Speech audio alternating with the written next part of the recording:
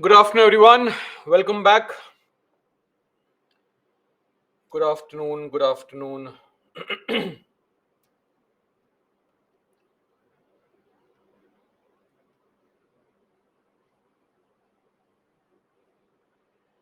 So, doubts, if any, feel free to ask me.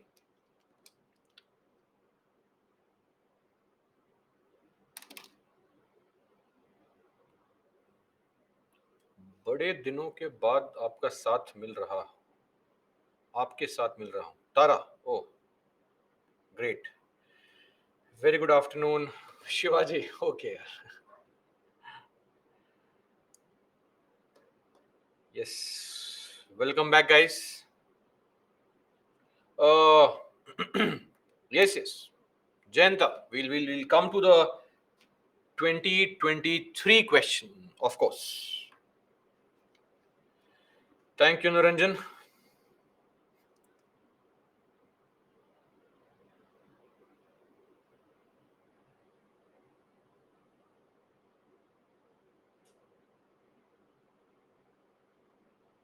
1412. Who is this 1412? What's your name? 14. Uh, Varun, I think this information is something which is beyond my resolution or not my area of control. Right. So I think the right department would be able to address this concern. Nevertheless, for polity, what is mentioned here is sufficient. Don't worry. Nothing is required only.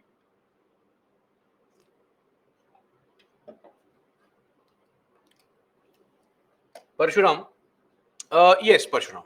It's 12 seats are there for nomination, and that's the maximum limit. If you want, some seats can remain vacant also, no problem. But not more than 12 MPs will be nominated in the Rajya Sabha.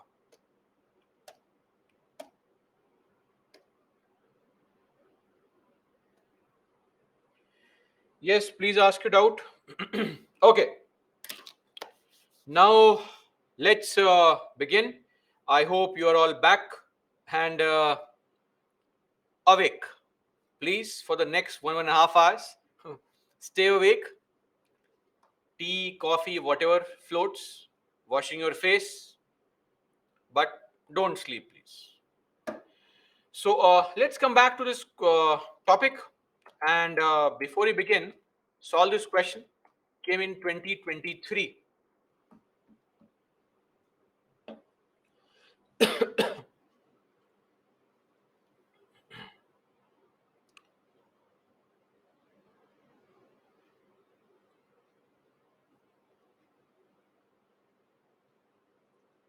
No, I mean, MLA formula is important. Given by NG Anger, that name may not be important, but the formula is important. Questions have been asked on the formula. Okay, so now I'll launch the poll. 1 minute. Please mark your answer.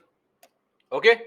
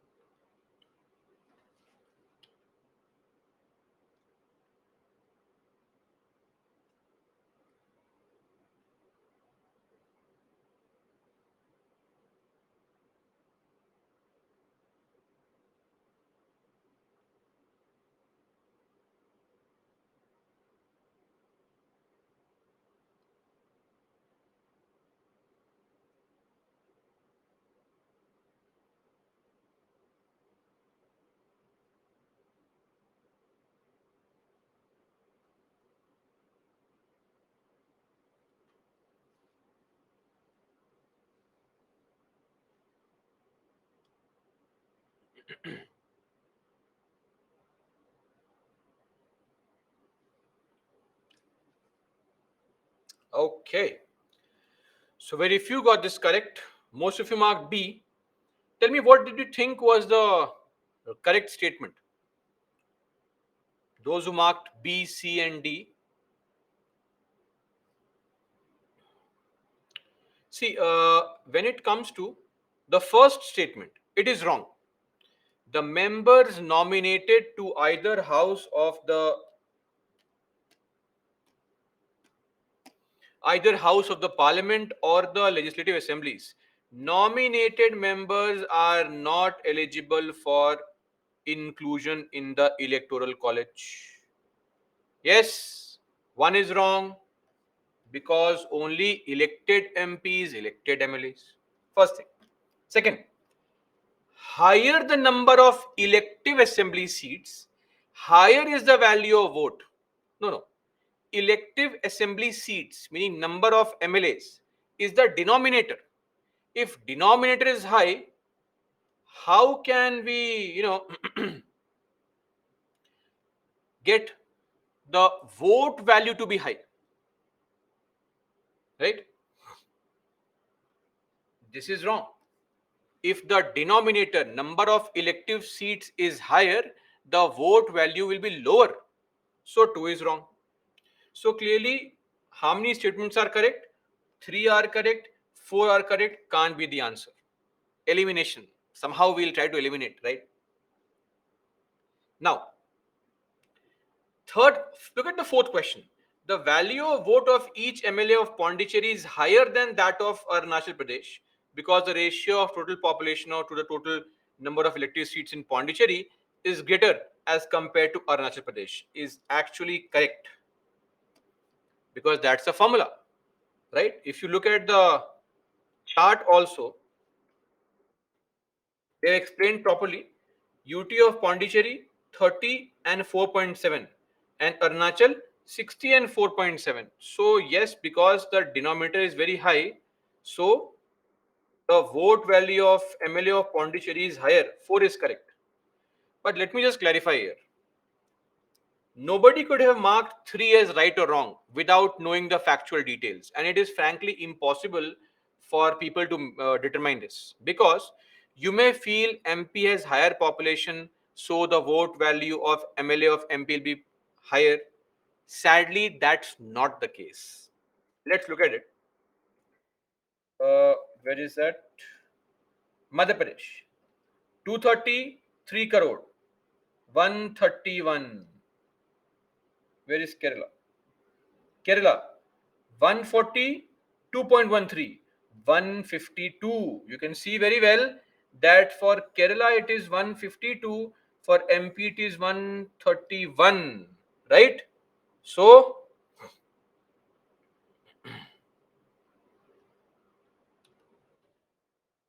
the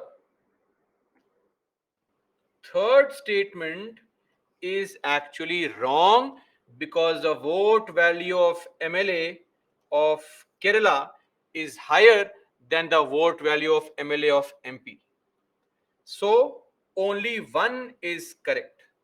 Now, if you ask me, should we start mugging up all the vote values? Of course not. Frankly, these kind of questions are far few and far in between, and we cannot devote our energy into mugging up useless information. So these things will happen, and trust me, if you cannot solve it, others also cannot solve it. That's how it is. As simple as that. Okay? Anyway, that's it. Jayanta, what happened, Jayanta? Tell me, what is the answer that you feel? It's very important to know what you feel, sir. Please.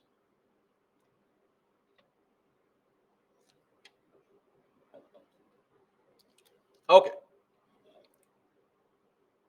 Shrimant, should we still take the risk? Yes. I would advise you to take the risk if you have successfully eliminated two and you have to choose between A and B, take the risk. Why? Because 50-50. If you are getting the right answer, 2 marks directly. And getting the wrong answer, 1/3 marks are getting deducted. And your chances have also increased. So in this case, yes, we can take the risk. Okay. And we should also. Now, coming to the two concepts, proportional representation and single transferable vote. Firstly, what is this proportional representation? Jayanta, answer is two only. In this question, the answer is 2 only. Who is saying the answer is not 2? This is the answer. No, sorry. Which question is this? This one only. This is the answer. 2 only.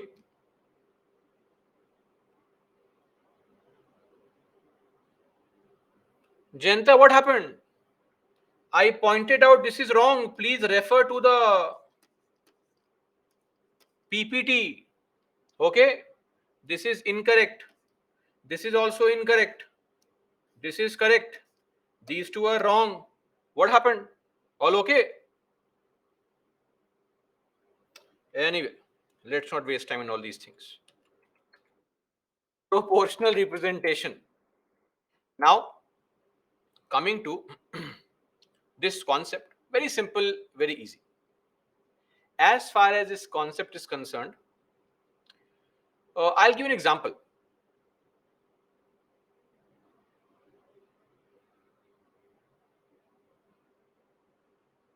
No, Jayanta, that's not. It's a different thing. The answer was correct, and most people got this correct. No problem. Let's not waste time there. On the PPT, once you download it, you'll get it as correct information. Okay? Don't worry on that. Just to clarify, others, do you have any issue with this question? We should discuss before the break.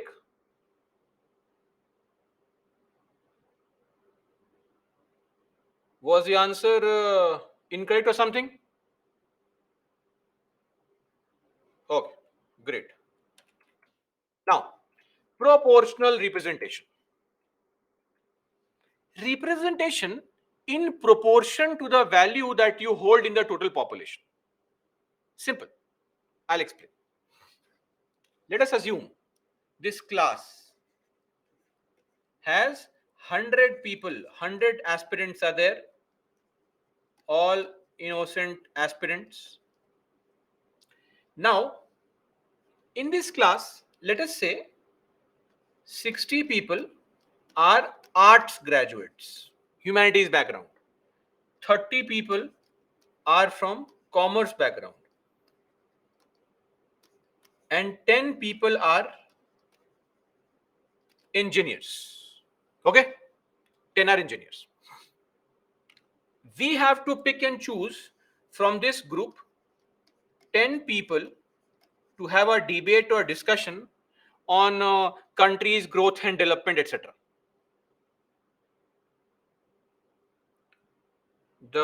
As far as 10 people have to be chosen, please tell me, yes or no, simply. Should we choose all 10 art students? No, of course.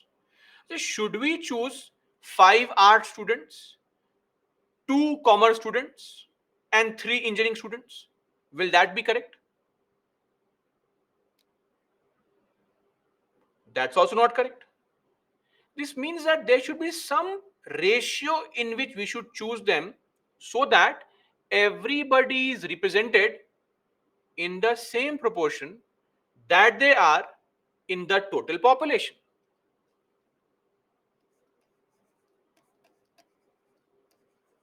Representation in the same proportion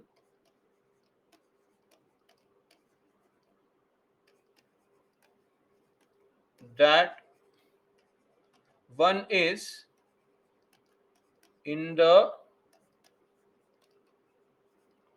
total population. How do we then calculate it? Simple. We find out what percentage of people are arts students. Out of 60, out of 100, 60 are art students, meaning 60% of these people are arts students. Out of 100, 30 are commerce students, meaning 30% of them are commerce students. Out of 100, 10 are engineering students, meaning 10% are engineering students. Which means out of these 10 people also, 60% should be art students, 30% should be commerce students, and 10% should be engineering students. Then we can say that their representation is in the same proportion that they are in the total population, right? So, 6 art students, 3 commerce students, and 1 engineer, right? I hope everybody agrees now that this is what it is. This is what is called proportional representation. Clear? So, understood? Now, this is the procedure used in the election of the president. But sadly, it is not possible. Why? Let me ask you one more question. In this class of 100 students, let's assume that 50 are boys and 50 are girls.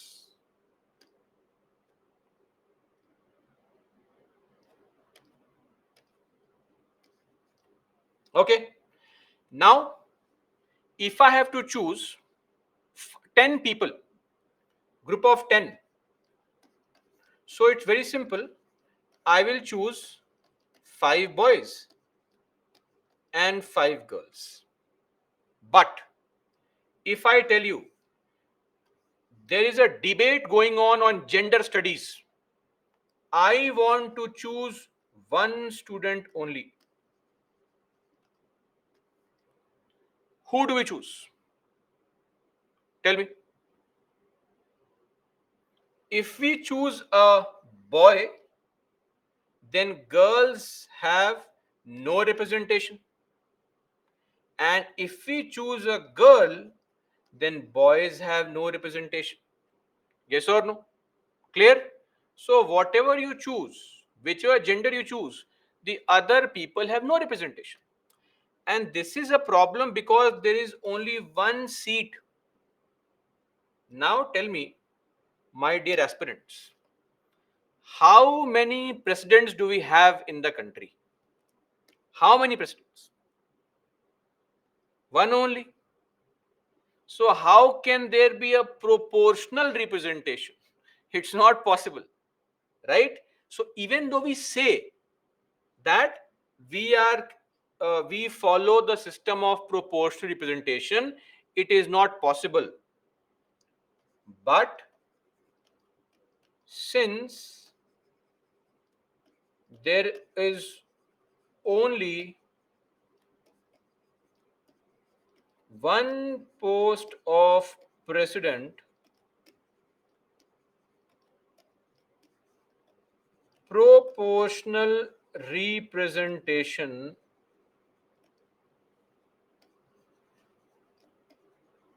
does not work.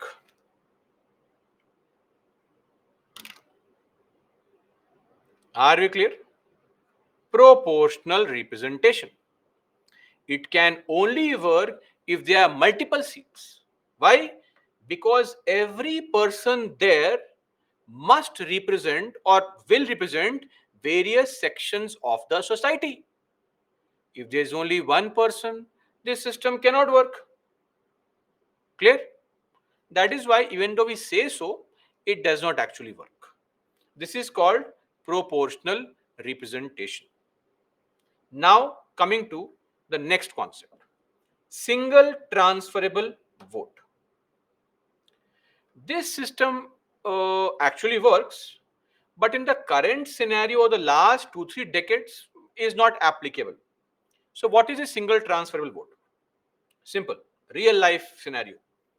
Let us say you go to a theater, and in the theater, there are 3 movies playing. One is the movie of SRK, one is the movie of, say, Allu Arjun, and one is a movie of Ananya Pandey, legendary actress Ananya Pandey. Okay, KRK movie, no, KRK, we can't see him in movies. We can't take his name also. That would be a crime. But anyway, Now, if you go to the theater and you are a SRK fan, you say, my first choice is watching a Shah Rukh Khan movie. But you go there and you find similar other people who are fans of SRK, the movie is sold out. You move to the second option. Okay, second choice is Allu Arjun, no problem.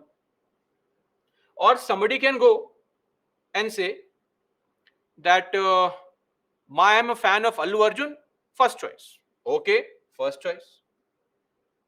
But if Allu Arjun's movie is houseful, all tickets sold, my second option is SRK. Possible. Or somebody can say, no, I am a fan of cringe-worthy Ananya Pandey movies. Please, my first choice. And if it is not available, I will not watch anything. One and the only choice. Possible. Life is all about choices, right? Hierarchy.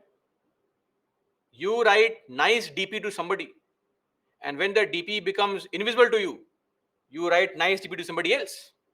Hierarchy. It's all about choices in life, right? No personal attack on anybody. The same thing happens in the case of the president also. So, what happens is in the ballot paper, there are multiple names. Let's come to it.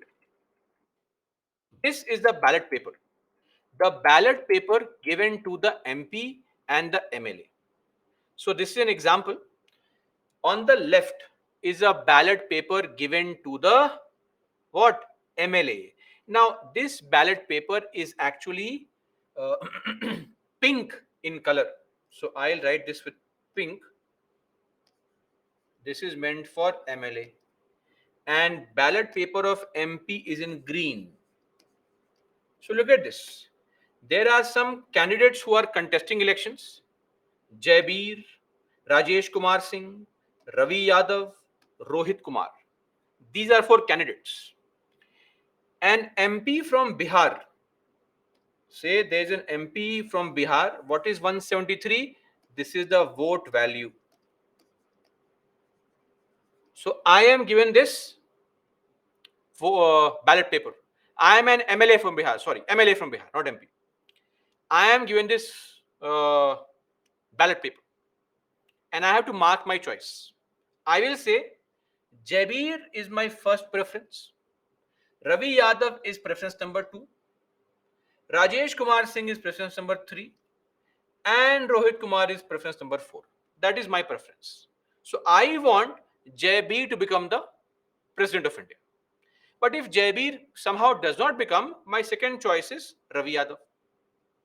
Now, if I am an MP anywhere in the country, I get this kind of ballot paper where the vote value is mentioned. This is the vote value of an MP.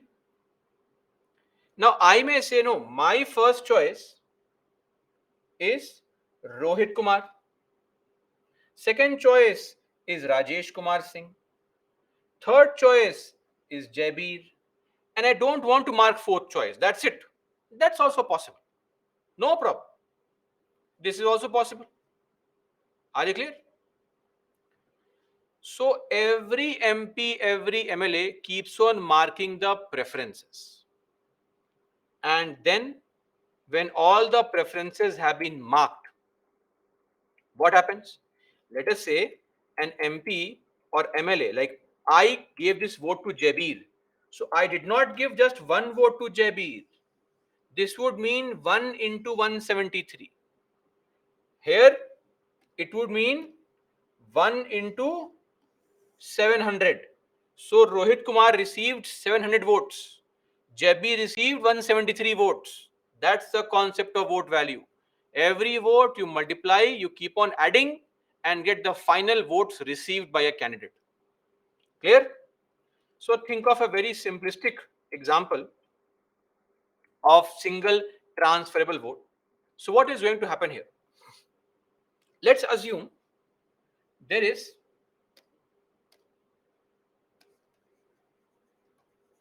candidate A, candidate B, and candidate C. These are three candidates. Okay. Now, there are multiple voters. Let's say all these voters are there, and you know very well, voters are given ballot paper, right? Voters are given ballot paper.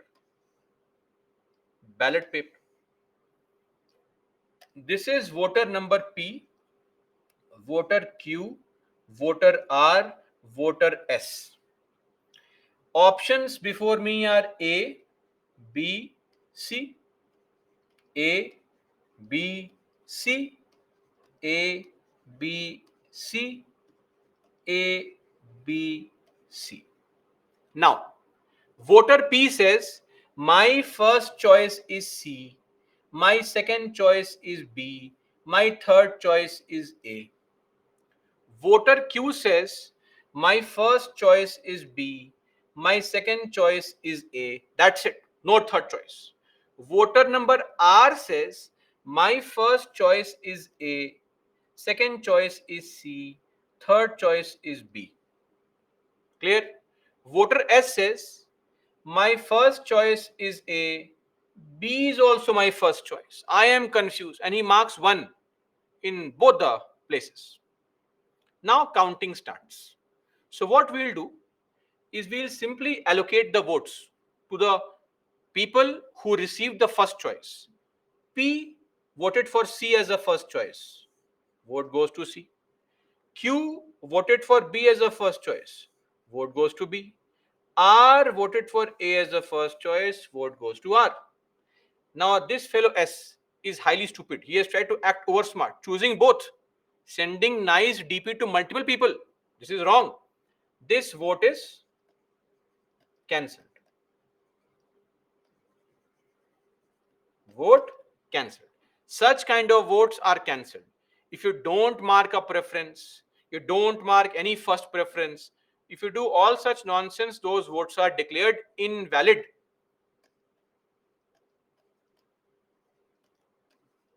Invalid. Okay.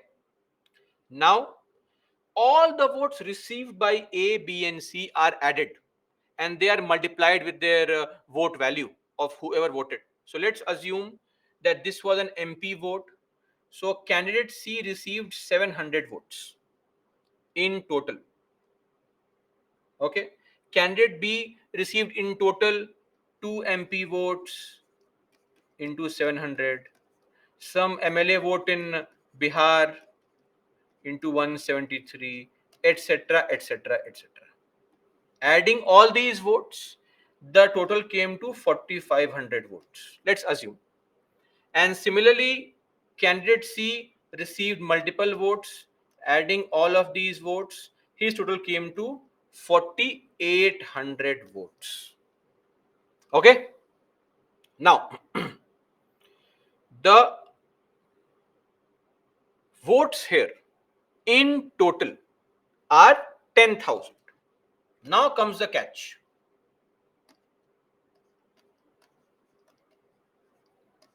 Total votes are 10,000. How do we declare somebody a winner? Who is a winner? Winner is that person who gets the required quota of votes or the desired quota of votes. Required quota of votes. And what is that? That will be more 50% plus 1. Meaning anybody who gets more than 50% votes declared the winner. Let's calculate. So here in this case, more than 50%, 5,000 plus 1, which is 5,001. Now, if you look at candidate A, did he get 5,000 votes? No.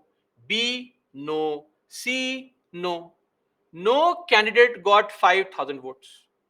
Nobody is a winner, because to be a winner, you have to get these many votes. How many? 50% plus 1. So what do we do now? Now what we'll do is we'll find out which person got the least number of first preferences. The loser, worst performer. Worst performer is C. C is the worst performer, and the votes cast in favor of C are now cancelled, and we will see that all those votes that C received, that voter's second choice was which person. So in this case, this is now cancelled. This is now cancelled. This person is now cancelled. Only two remain. So the second choice of P was B. This means now this vote should go to B. 40 go to B. So 4500 plus 700. 5200. Now tell me, is there any candidate here who has obtained more than 5,000 votes?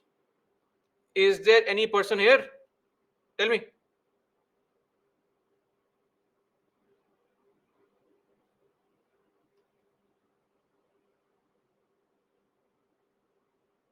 Of course, B is a person who obtained more than 5,000 votes.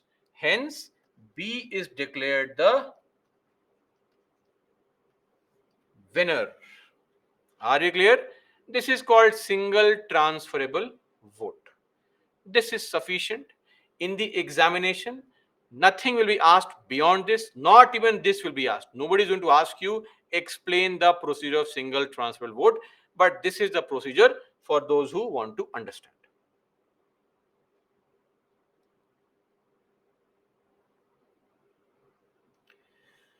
So it means first preference got least votes and third got more votes than others. But why is it first preference of choice? First preference got least votes? What are you saying, Apurva? Apurva, please rectify. Write it clearly. Gaurav, it is undemocratic. How? The idea is that we want everybody to at least be on board with accepting somebody, right? Accepting that, okay, I think this person can be there, either second choice or third choice, etc. Right? So, single transferable vote. Now, frankly, this system is there but does not work actually. Why? Because this system needs multiple people to contest. Only then will the situation come when nobody gets more than 50% votes.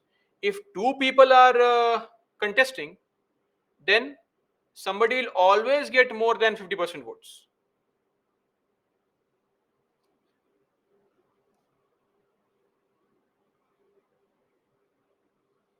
Guys, wait. Why were the votes of C transferred to B? I am not transferring C's vote here. I am transferring this person's vote here. Please focus on this for now. P had said that his first choice is C. But if C cannot become the president, my second choice is B. So clearly C has lost out. So now P's vote goes to B and not to A, because P's second option was B, not A. Are we clear on this? To all those people who are asking why P's vote is added to B and not A. Clear? Okay. Wait now. Wait. Still, one doubt remains. Somebody had asked this question. Why is Q's vote not given to A?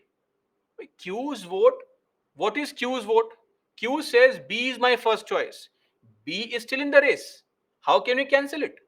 We are only going to remove those people who are out of the race. B is still in the competition. So how can you give the votes received by B to A? Are we clear? Everybody? Clear? And same goes for R. R has given his first choice to A. Simple. A is still in the race. How can this vote go to B? This vote will go to B only if A is out of the race, which is not the case. So look at the votes and the preference of the vote. Okay? Paniela, what if both are having 51%? Paniela, are you serious? Come on. 51%, 51%, 102%. Out of 100 votes, how can you get 102 votes?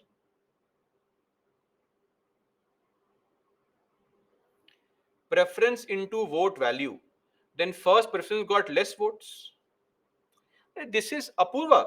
This is just one example. C will not get only one vote. C must have gotten hundreds of votes. Hundreds of votes. So if I keep on drawing all the diagrams of all the votes C received, we will be doing this only for 3 days. So I just gave a simplistic picture, right? So there will be other votes also. C received multiple votes, but in total, C was the worst performer. So we removed C, right? Okay. Nikhil, the total vote value is always going to be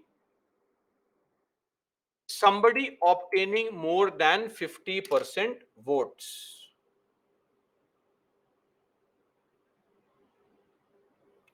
Mrudula, if two people have the same preference C, but second preference is different, so one vote will go with the vote of C is not being transferred. Please try to understand it.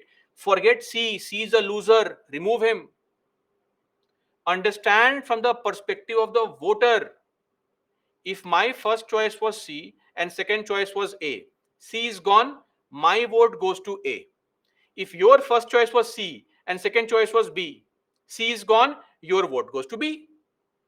The vote is transferred from the perspective of the voter, not the candidate. Nikhil, toss. Panela, toss. Okay? Are we clear now, guys?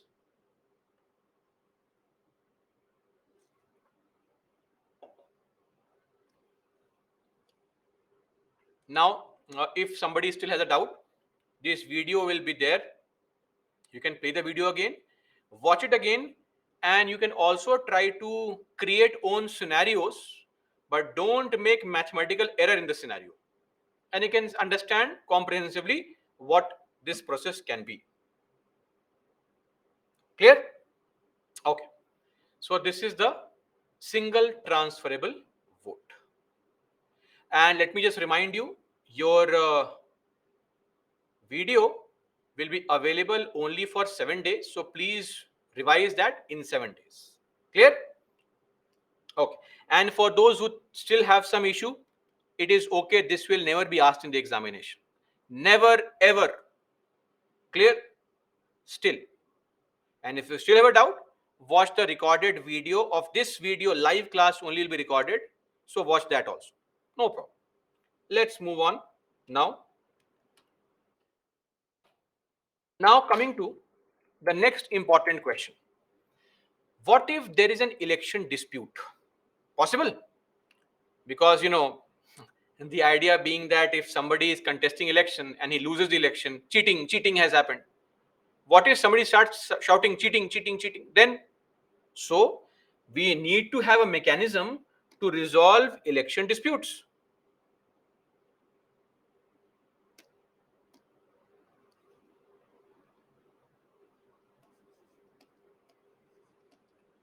Article 71. This article allows the Supreme Court of India to resolve any electoral dispute concerning election of the president or the vice president. So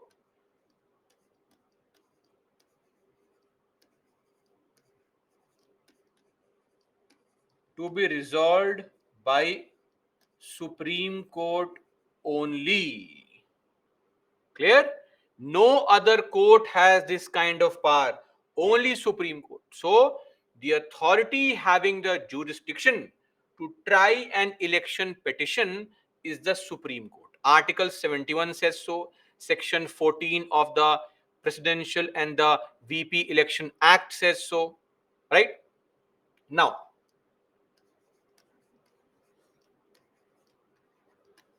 approach within how many days? 30 days from the date of publication of result. 30 days from date of publication of result. So don't think that you can go at any point of time after 2 years. Now you go, sorry, 1971 cheating happened. Sorry. No. And one more question.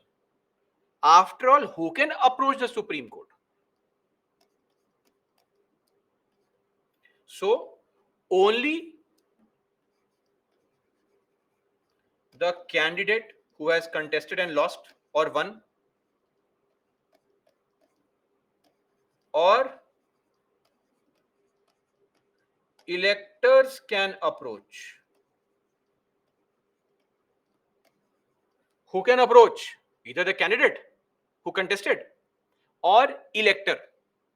Who is elector? Elector means voter. Elector meaning the MPs or the MLAs. They only can complain, and that to not a single MP MLA.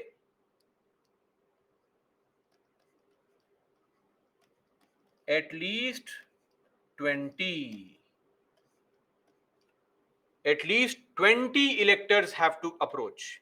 Either 10 MPs, 10 MLAs, 5 MPs, 15 MLAs, 15 MPs, 5 MLAs. Any combination is possible. This is how it is done. And election disputes with respect to the election of president, also vice president, both are resolved by election or by Supreme Court only. And one more thing, what if the election of the president is declared cancelled? The cheating had happened. Now, the person who was elected the president for the past 30-40 days, whatever bills he has signed, whatever acts he has done, those actions will not be cancelled. Those actions will continue. So, just to point this out,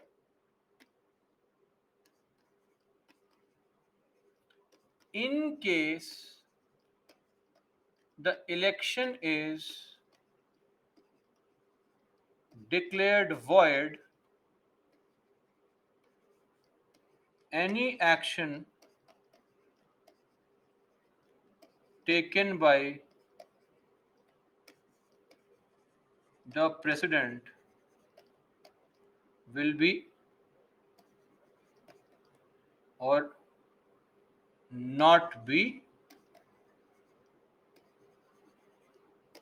cancelled. Okay, that's a small note for us. This is also a part of Article 71 only, Article 71 Clause 2. Clear? That's it. So that's all as far as our election dispute for the president is concerned. Okay. And you cannot raise a dispute that in some states some MLAs, MPs were not there. That is of no concern. Whatever be the situation, election of the president takes place in its own time. Whether in some state you have president's rule, in some states MLAs are not there, some MPs are not there. We don't care. If you're not there, no problem. Now, why is the election indirect? Why don't we vote? Like in the case of France, French president's election is a direct election. People go and vote. And it's very logical. You know, There are other reasons also, but the most important reason that Nehru also said was that this person is a nominal head. He will have no real powers. And you are going to create a situation where the entire country is voting to choose a person who has no real powers also. So we are only going to waste the resources, the resource of time, the resource of money of the people, and money of the taxpayer is being wasted. And also,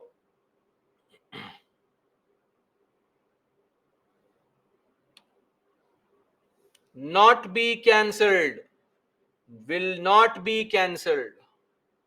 Okay? Whatever steps they have taken, the steps continue. Okay. Direct election may result in the creation of two rival powers also. See, in a democracy, it is very important to derive authority from people. If people have chosen you, you are seen as somebody deriving authority. People have voted for me, real leader. Now, direct election may result in the creation of two rival powers. We already have the prime minister who is heading the country. Now we have the president. President will tell the PM, PM, I am the president. People have voted for me. Don't dare to say no to me. Come on, follow my command. Uselessly conflict. Because now the president will start commanding, right? Will start commanding what? Will start commanding the authority with which he has not been vested only. That's a problem. Now, such an election will also have a small problem. Look at this situation right now. Right now, all our politicians go to various countries, various parts of the country, and they seek votes, making all these false promises. Making all these promises that once you vote for me and I come to power, I'll do amazing things. How are these politicians able to make all these promises? Because if they come to power, uh, they maybe they may be in the mood to fulfill those promises. They may, if they want to, fulfill on the promises that they made during election campaign because they have the power. But if the president goes to seek votes from people, what can he promise? But even if you come to power, you can do nothing, right? What can you promise? You will say, please vote for me. I am such a nice person. My smile is nice. Vote for me. I'll get a selfie with you later on. I'll call you to Rashtrapati Bhavan, free lunch with me. That's what he can promise. So, such an election will be contested on personal issues, not real issues of development, etc. And lastly, what we have always wanted is that we should have that person appointed as the president who is above this petty party politics, fighting the election, pleading to people, please vote for me, all this nonsense. Come on, you are the Indian president. We want you to be a true statesman, true leader, leader of the country, right? With respect, with neutrality. We want you to be somebody who is above all this party politics, BJP, Congress, Aam Aadmi Party, DMK, BJD. No, no, no. Be above all this. Rise above all this. That's why we have the election as indirect. Are we clear now? Everybody. So, this is why elections are indirect. Okay. Now, some other conditions. Very simple.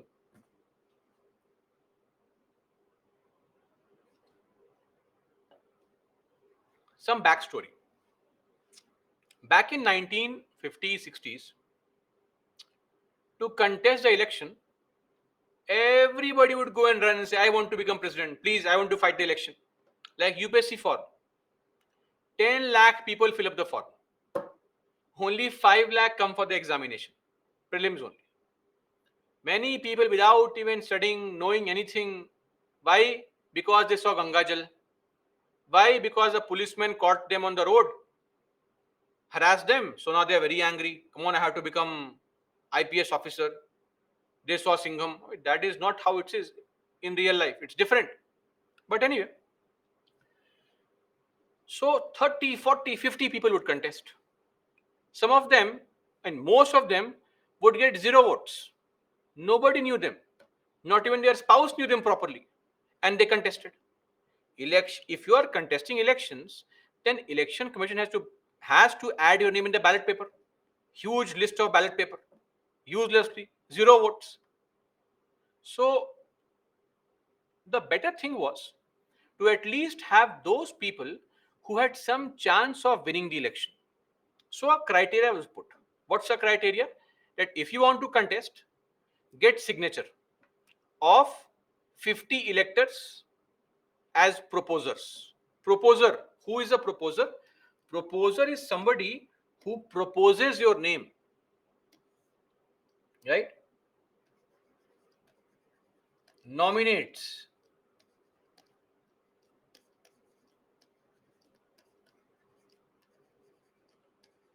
Proposes the name. Proposer.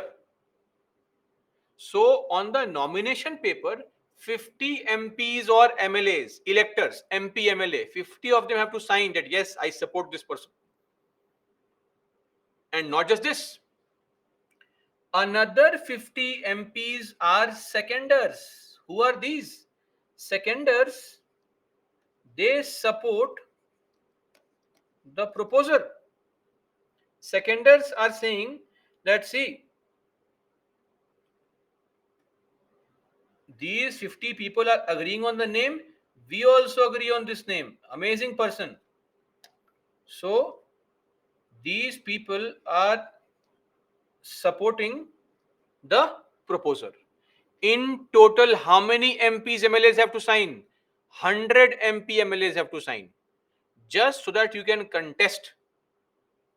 Just to contest elections.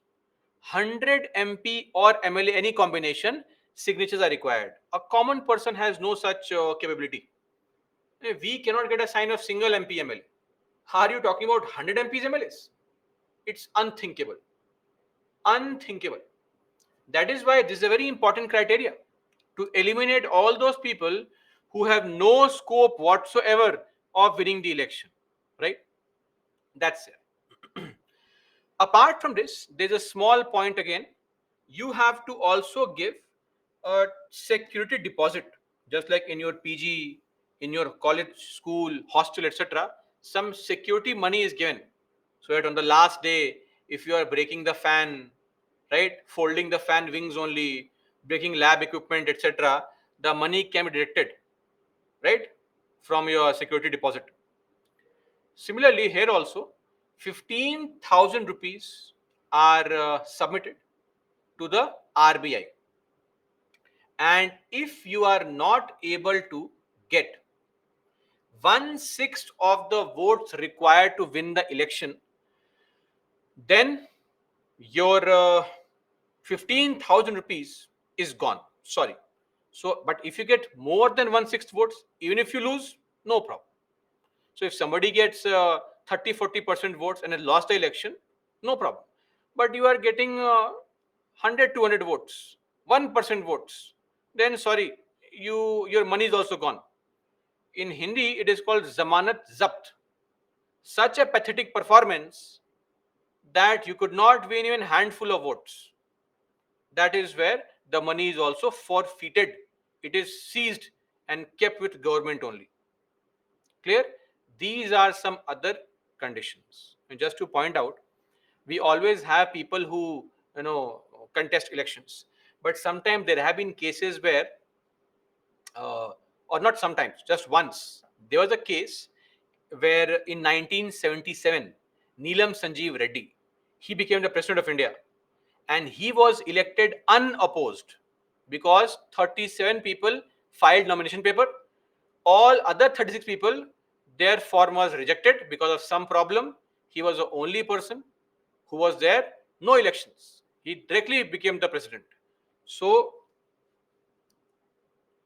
we have a very interesting example. Only unopposed president.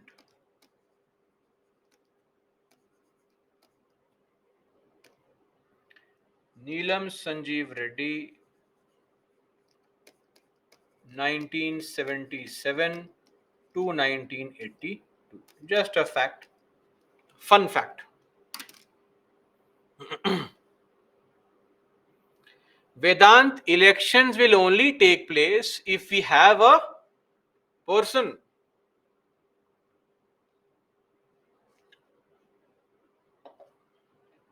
against whom you can contest. So we say in such cases that you are elected unopposed. This happens everywhere. In the Lok Sabha, in the Vidhan Sabha, if you want to contest and you kill all the opposition members only, then you will be elected unopposed. No problem. Okay, that's it. Now, moving on to the qualifications. What qualifications are required for the post of the president? Qualification number one, you have to be a citizen of India. Okay, of course, citizen of India. Your age has to be 35 or above. And mind you, these qualifications are mentioned under Article 58. Article not really important. Nevertheless, in some countries like USA, you have to be a natural born citizen. Natural born. What's the meaning of this? Are other people unnaturally born? Natural born citizen means somebody who is born on the US soil. Natural born citizen. Okay? And not just this, you have to live in USA, reside for at least 14 years in USA. In India, there is no such limitation. If you are an Indian citizen by any means, you are eligible to contest for the post of the president. Minimum age 35 years, and you should not hold any office of profit. Now, what is office of profit? We'll discuss this under the chapter Parliament, but don't worry, I'll just explain briefly. Office of profit means any post where you are getting some benefit from the government, meaning uh, the government has appointed you, the government can terminate your service, the government pays you remuneration, you are performing government functions, or the government controls your day-to-day functioning. That is called office of profit. Like an IAS officer, who appoints you? Government, office of profit. Government contractor to build the roads, you are getting benefit from the government. Who is paying you the amount? Government. Simple. Now there are some exceptions also. A sitting president, sitting vice president, sitting governor, or a minister, they are eligible to contest.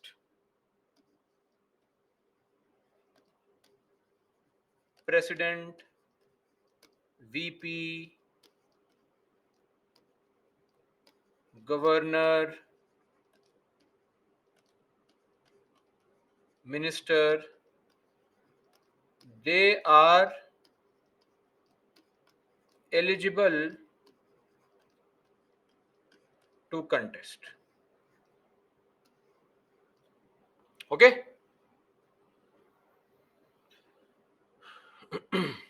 Now, one more thing. To be eligible to contest for the post of president, you should be qualified for election as a member of Lok Sabha. I am repeating this point. You should be qualified for being an MP. You should not be an MP, qualified to be an MP. Okay? Not be an MP. Don't be confused. Just qualified. And what is the qualification? The qualification is that your name should be in the voter list of any parliamentary constituency. Name in voter list of any Lok Sabha constituency. Voter list means electoral roll. That's called voter list.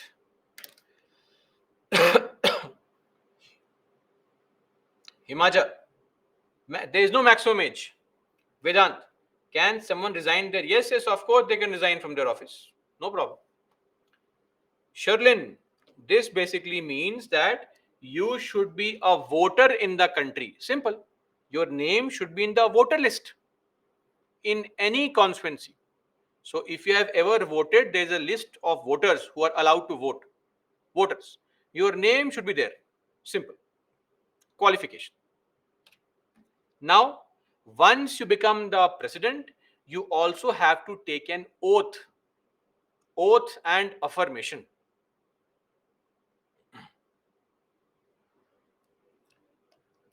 This is mentioned under Article 60. Kishore, as I just explained, Office of Prophet in brief, details in the chapter Parliament. Okay? Office of Prophet means any kind of office where the government controls you, either by appointing you or by the power to remove you or by giving you salary, remuneration, or you are performing government functions. I think this is sufficient for now to know what is Office of Prophet, because this is the definition of Office of Prophet. Now, oath or affirmation. So the people who become the president, they have to be administered the oath. So the Chief Justice of India, or if he is busy, any senior Supreme Court judge, he will administer the oath, meaning this person reads the oath and she will read after him. I, AB, do swear in the name of God or solemnly affirm. So if you don't believe in God, you just say, I am telling the truth, I solemnly affirm that I will faithfully execute the office of the President of India and will, to the best of my ability, do what? Preserve, protect, and defend the Constitution and the law, and that I will devote myself to the service and well being of the people of India. Very important. The constitutional obligation on the President to preserve, to protect, and defend the Indian Constitution. Article 60, the oath of the President. Okay? Then conditions of office. Article. I am writing the articles, but don't worry, most of these articles are not important. I will tell you which articles are important. Only those will be important. Other articles are not important, just the content is important. So anybody who becomes the Indian president gets to enjoy living in the Rashtrapati Bhavan, the official residence, rent free, free of cost. Of course, this is just one building, one room in the building. If we ask the president to pay the rent, the seven coming generation will keep on paying rent only. Such is the cost of this place. So, of course, rent free. Apart from this, other conditions of office, the salary, allowances, any perks, etc., of the president are determined by the parliament. Parliament decides the salary of the president. Now, one more thing. Her salary, that is emolument. Emolument means salary only, same thing. Emolument is an English word which means the money that you get in return for, in lieu of some work you perform. Her emoluments and allowances, Karan, why her is used? Karan, why did you not ask the question why he is used? Tell me. This question should be the same. Why is he not being used? Why is he being used everywhere? Don't fall prey to gender. Currently, it's the president who is a female, so we're using her, right? So don't be upset. It's okay. So far, everywhere he is being used, so we have no problem, or she is being used.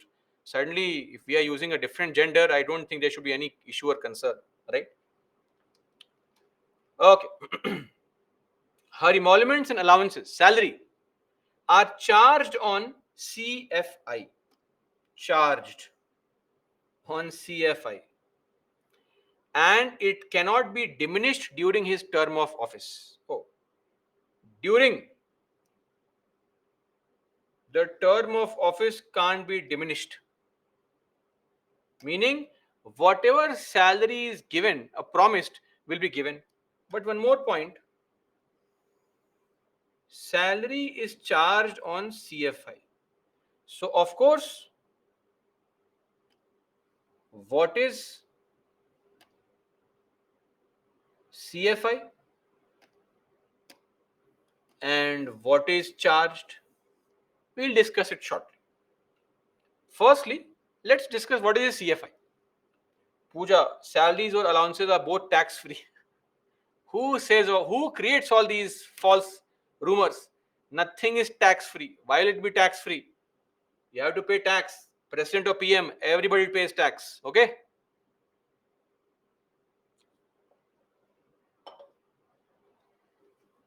Now, funds. Do you all have a bank account? Yes or no? If you have a bank account, that is where your parents are. No? Who is this innocent fellow who has no bank account also? And how are you using GPay, Phone Pay, parents account? Oh, nice people. No problem. So in future, don't worry. When you are an IS officer, you will get your own bank account. No problem.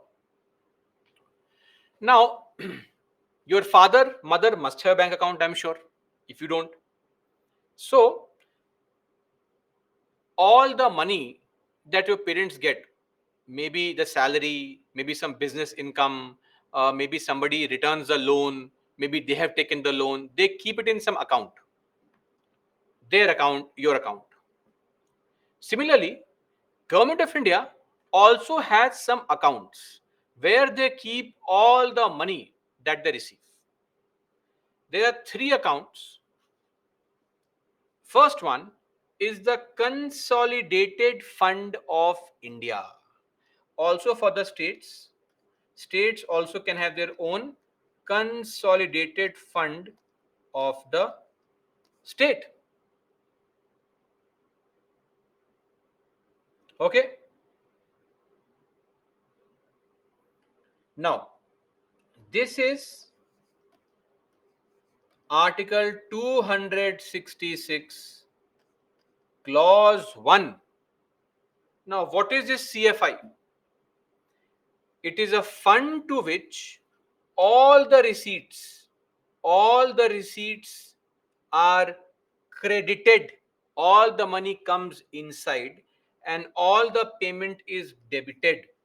Every single penny that the government receives, whether in terms of some revenue through taxation, any loans that they have raised, right?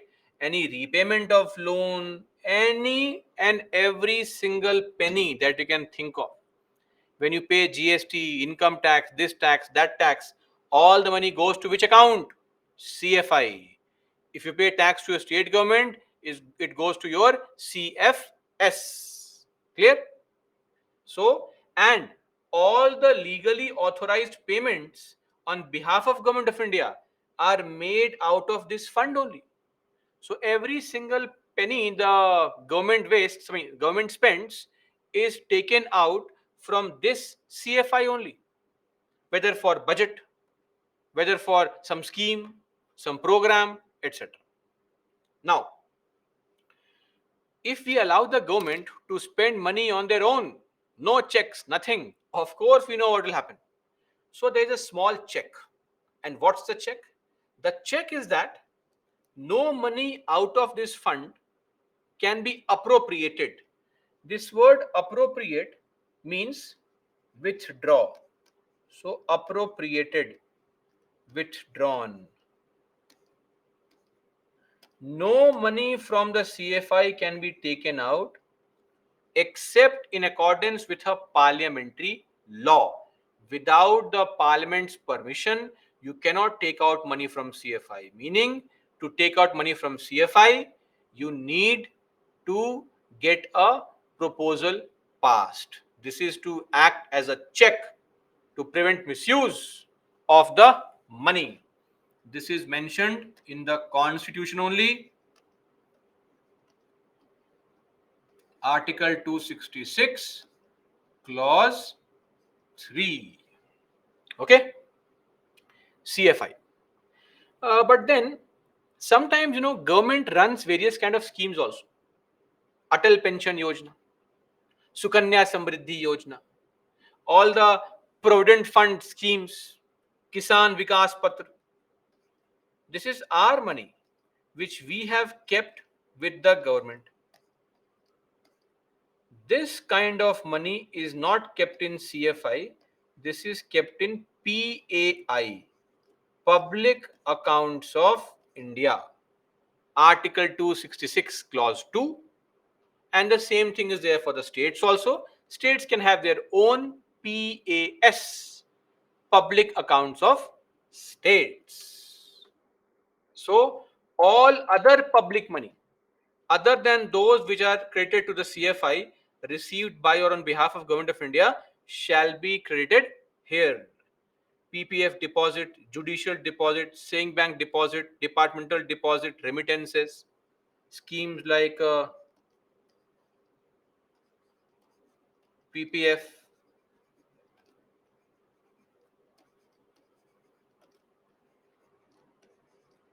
Kisan Vikas Patra,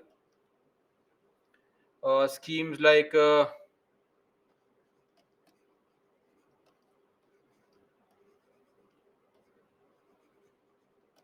Atal Pension Yojana, etc. Now, if you want to open a PF account, you go to the branch of any bank, fill up the form, open the account, and give the money. But the account is not being opened with the bank. No, no. It is being opened with the government. So the bank sends the money to the government. Now, if you want to close the account after the meeting the conditions, etc., you want to close the account. You go to the same bank, but the point here is when you go to the bank will send that document to government. Now, think of this. The government closes the account, takes out money and gives to you. But to take out money from that account, PAI, if we require a parliamentary approval, it will be silly. Every day, hundreds of people are opening and closing account, thousands of them. We cannot go for parliamentary approval. It is people's money after all. Imagine you want to close your PF account to take out money for marriage ceremony. Do you think the MP will sit in the parliament saying, "Oh, Mr. ABC is going to get married, destination wedding. Let's pass the bill"? Of course not. So this account is operated by the government only, meaning executive action by government. There is no need for any parliamentary approval here.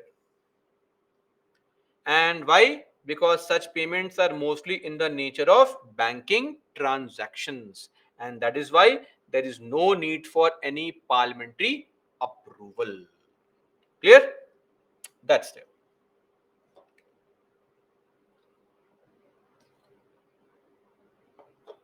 Now, see, one more point. Sometimes the problem with CFI is that every time when I want to take out money as a minister or the government, I need the parliamentary approval. Sometimes I need money urgently, some pandemic, war, etc. I can't wait for the parliamentary approval. So, the constitution has given us this option that if you want, you can create a contingency fund. This is optional and can be created. So, under Article 267, since the provision is there, the Parliament said, yes, we want to create this kind of fund where we can spend money immediately without even the permission of Parliament. This is a fund which is established under a law called Contingency Fund of India Act 1950. Now, this fund is given to the president that, sir, you keep this money. How much money is there? In this account, rupees 30,000 crores is there at any point of time. 30,000 crores. Okay? Now, the president has his money and he can make advances, can debit, take out money from this to meet unforeseen expenditure, something you have not planned for, unplanned.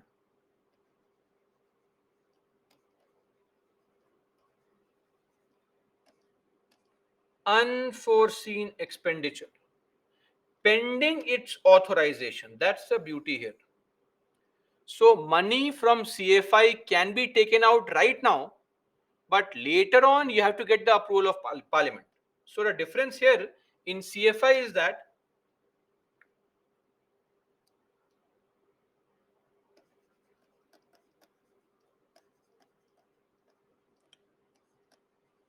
withdraw from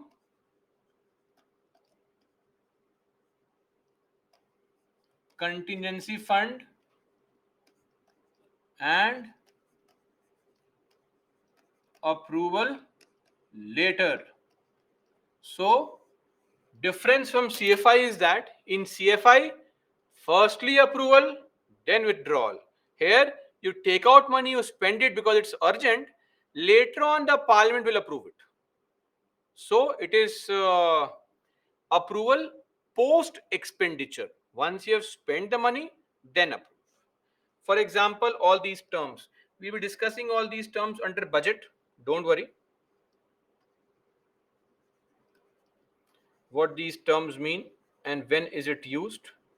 Just understand for now that these things are used where whenever there is some kind of emergency or urgency to spend money and the government cannot wait for the parliament to meet, assemble and approve. Now, let me just clarify. I mentioned here that this money is placed at the disposal of the president. Do you remember your childhood days when your relatives used to come to your house and some of the nice ones would give you some money before they left? And as soon as they left, our moms would take the money immediately and tell us, don't worry, it's your money only. I'm just keeping it. We never saw that money. Where is that money? It's gone forever. It's the same thing. We are saying, President, sir, ma'am, it's your money, just keep it with you. But the presidents cannot spend the money. The money is officially kept with the president, but is actually spent by the finance secretary.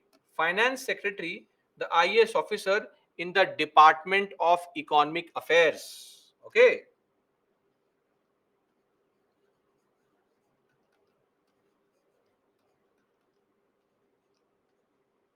So, Ministry of Finance has 6 departments.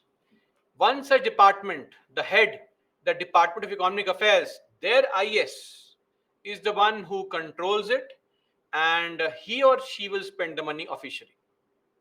So imagine your life situation. Right now, in your GPay account, 34 rupees. After a few years, if you are a finance secretary, you will be sitting on 30,000 crore rupees. Look at the elevation of status in your life. Today's motivation is this only: clear the exam, waste government's money. I mean, spend government's money.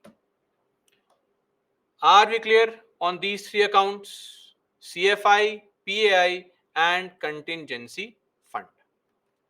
Please solve this question. I'll give you 45 seconds there. Mark your answer.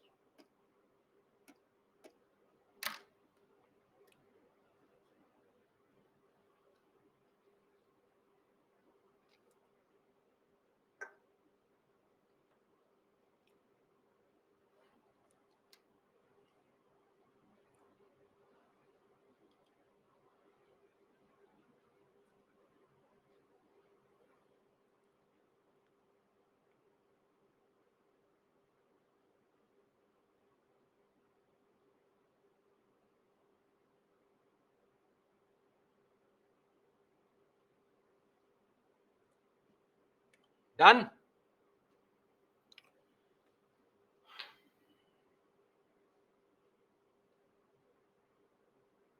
Okay, the authorization for withdrawal of funds from the CFI must come from authorization. Approval comes from the parliament. Why are some people marking president? Parliament has to approve from CFI. Are we clear on this? Everybody, no doubt. So now let's come back here and see. So now I hope you understand that her emoluments and allowances are charged on CFI. Money is being paid out of CFI. Now, we just now saw that to take out money from CFI, Parliament's approval is required. But sometimes there is some kind of expenditure which does not need voting. You have to approve it. For example, if the Indian government has taken loan from some IMF, ADB, etc., then we need not approve it or disapprove it. Hey, we need not vote on it. Should we give the loan back, or should we become Vijay Mallya only? No, you have to give the loan back. Some expenditures are mandatory, like salary of the president, salary of the judges, salary of the presiding officers. So, charged refers to expenditure on which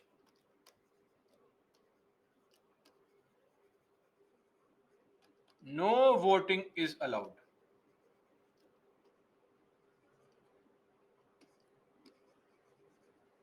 Only discussion can take place. You can discuss, you can't vote. Charged expenditure. You have to approve it. Are you clear? So this is called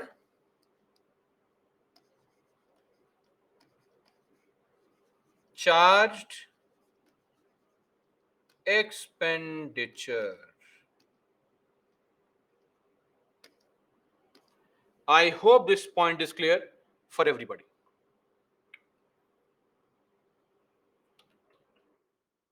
Are we still here, guys? Or have we already gone to sleep now? In the slumber?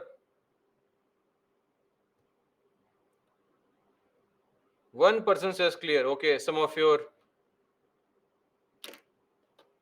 response is coming now. Okay, thankfully, some of them are awake. Great, amazing.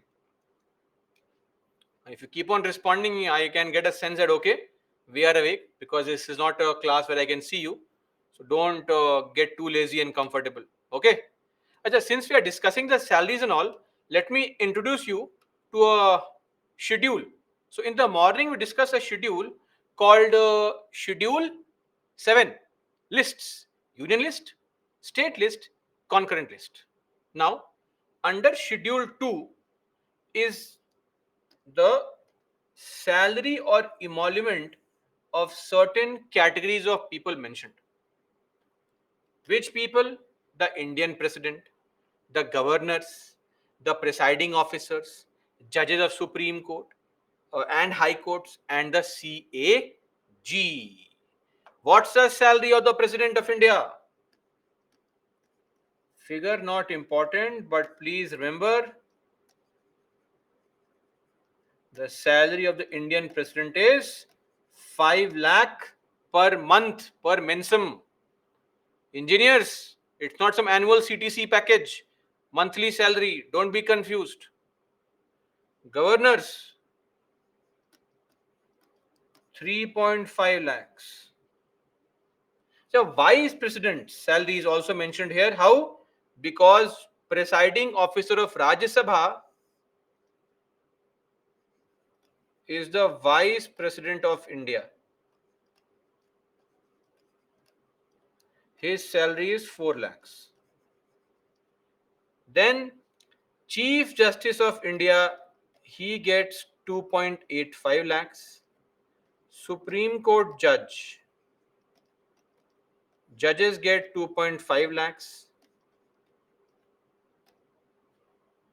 Chief Justice of High Courts, 2.5 lakhs. And High Court judges, 2.25 lakhs. And the CAG gets a salary same as Supreme Court judge, same as Supreme Court judge, which is how much? 2.5 lakhs per month, which is also the salary that a Government of India secretary, topmost IAS officer gets.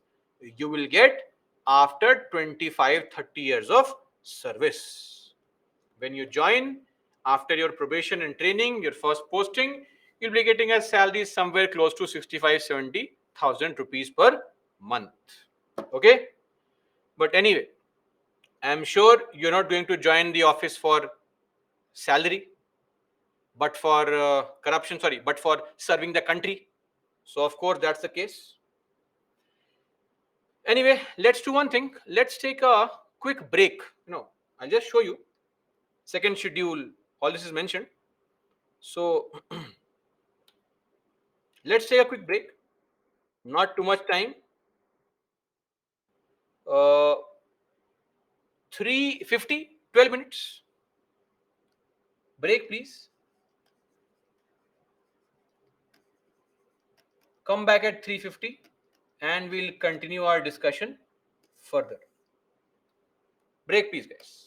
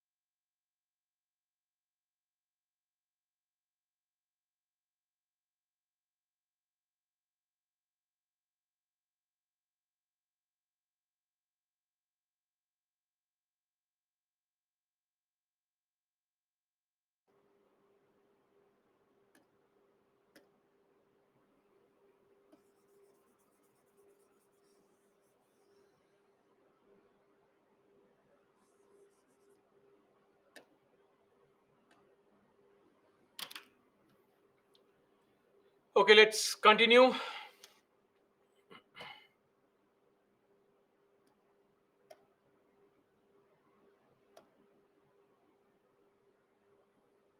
Jayant, there is no limit to how much money can be taken out. It depends on the situation.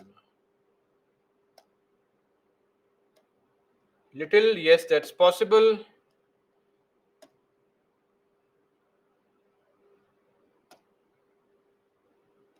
No, Krishna. In France, PM has powers. Internal matters. The president has powers on over external matters.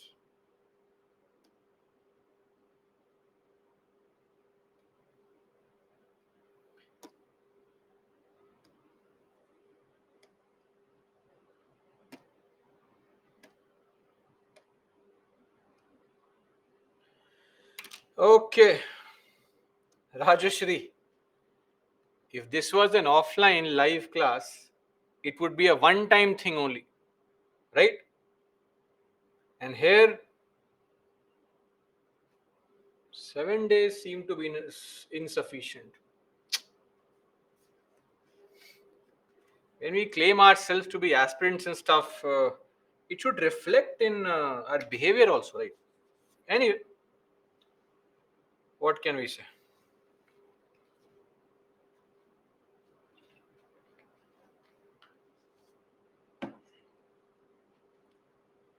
Now, let's continue.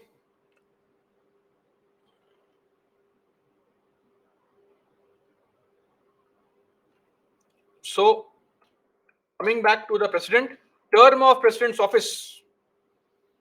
What's the term of president's office? Tenure, 5 years.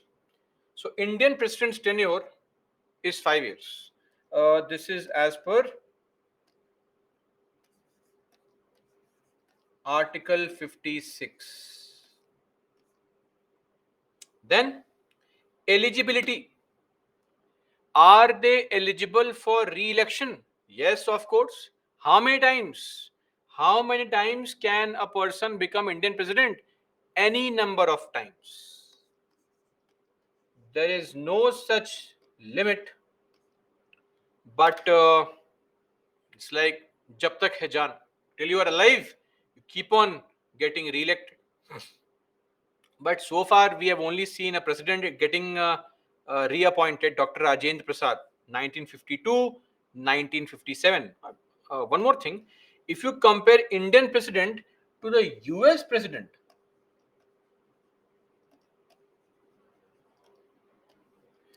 their tenure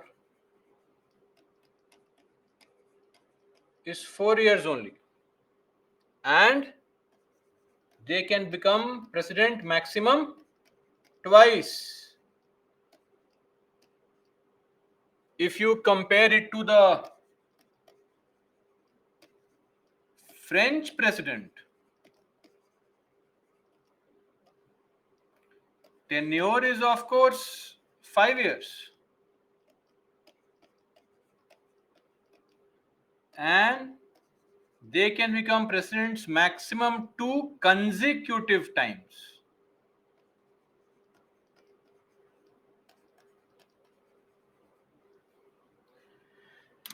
Maximum 2 consecutive times. Just trying to give you some additional information, right? Now, vacancy in office. How can there become vacancy in the office? Very simple. Vacancy can become in the office if the 5 year period is over. After 5 years, tenure is over, vacancy in the office. And see, let me tell you one thing. If by chance the election of new president cannot take place due to some unforeseen circumstance, countries at war, etc., then the previous president continues till the new president is appointed. So it is not that the president, once 5 years are over, we throw him out without any replacement. If there is no replacement, then the previous president can also continue, right? So can continue beyond 5 years till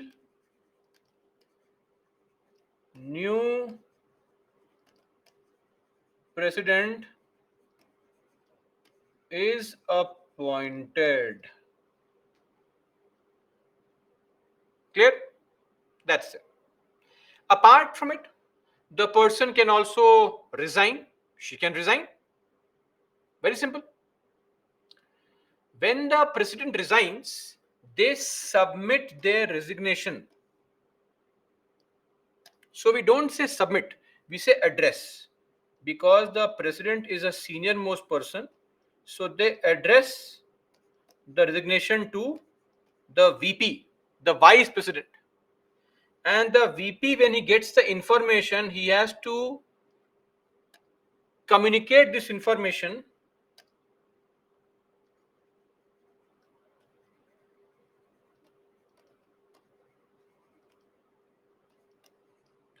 the speaker of the Lok Sabha immediately. This is one criteria. Okay, so resignation is not submitted to CJI. Resignation is submitted to the Vice President of India. Clear? Now, the president can also die, possible death, resignation, otherwise illness, etc., and also can be removed by a process called impeachment. Now, see the first point, first one, it is known as a fact. Now also we know that in the month of July, 22nd of July 2027, the current president's term will be over. So 60 months before that only we'll have elections. But these three things, these four things are unplanned. They are sudden things. You can't prepare for it. In these circumstances, the vice president takes over as the acting president.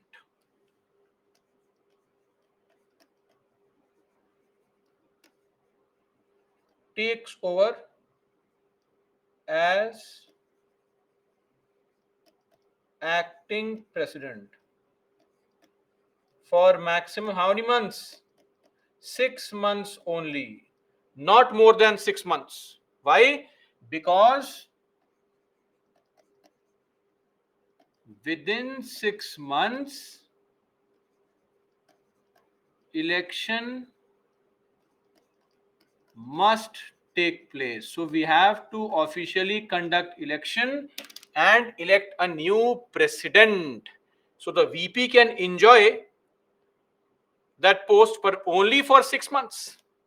If you go to USA, if the president dies, the VP can enjoy being the president, full-fledged president, for the remaining tenure. Whatever is the tenure, 1 day remaining, 3 years remaining, does not matter. In India, there is no such provision. Are we clear? So this is the vacancy in the office. We'll discuss this point later on. Just the next slide, please wait. Article 61 is the impeachment procedure. I'll discuss what is impeachment shortly. Now, in 1969, Dr. Zakir Hussain passed away, Indian president. VV Giri became the acting president. He was a VP. But he said, no, I want to contest for the post of president. And he resigned saying, no, I will contest elections. Fair enough. President died, VP not there. Then who performs the task? Who becomes the acting president?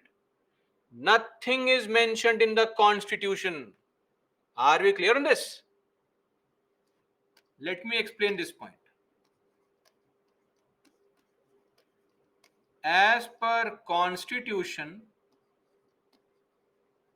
if the president is not there, then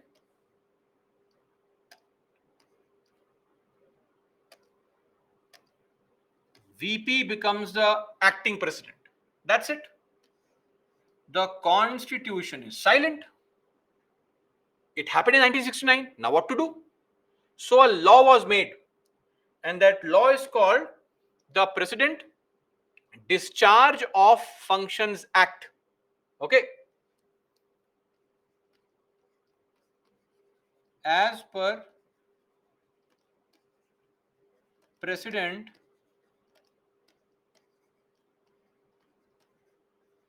Discharge of Functions Act 1969, who becomes the acting president? In this case, Chief Justice of India becomes the acting president, meaning CJI, acting president. Now, if CJI is not there, next senior most judge. If he or she is not there, next senior most judge. If he or she is not there, we have 34 judges. If they are all not there, then what the hell is happening? That's a bigger question. Are you clear? So this is as per this law.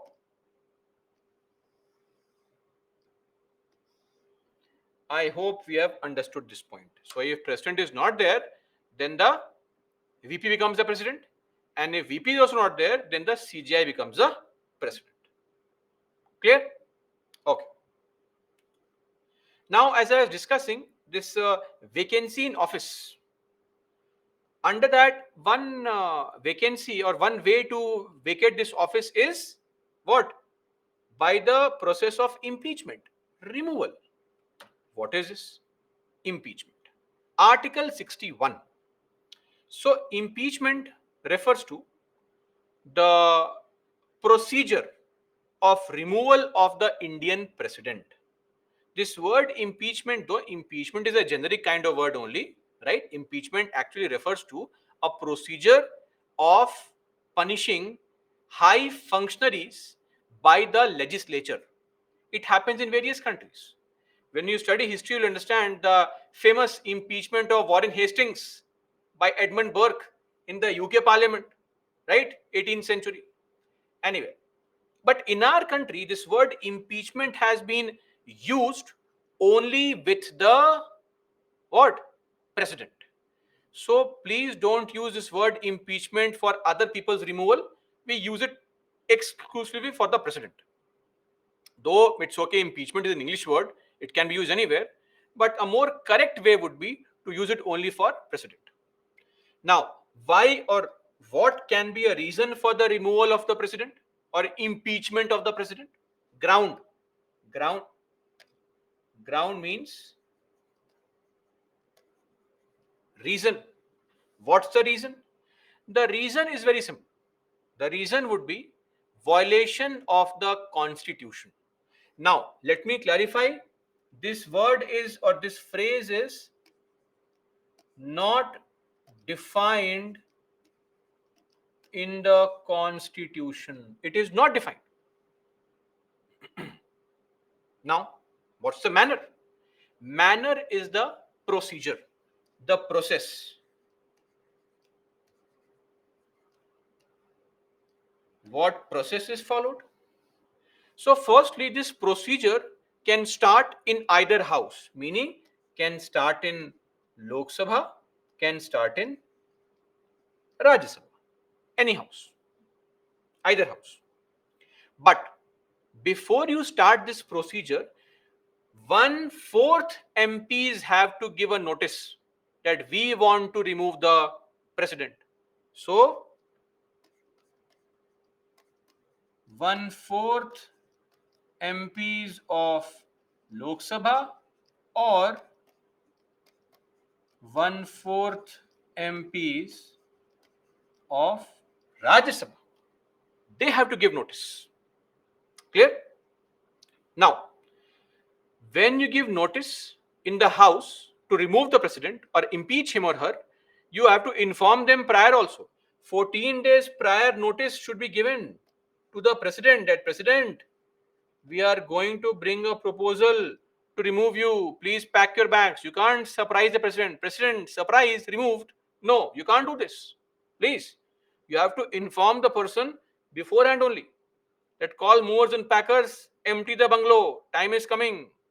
Okay. Then in that house, voting takes place. Whichever house started the procedure.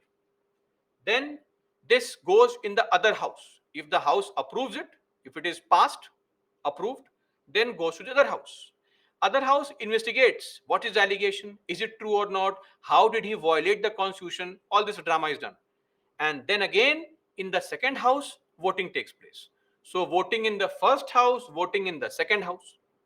And if both the houses vote separately, then the president is impeached. From the date the second house approves, on that day only removed. And what's the voting? This voting that you see here, voting, this voting in both these cases,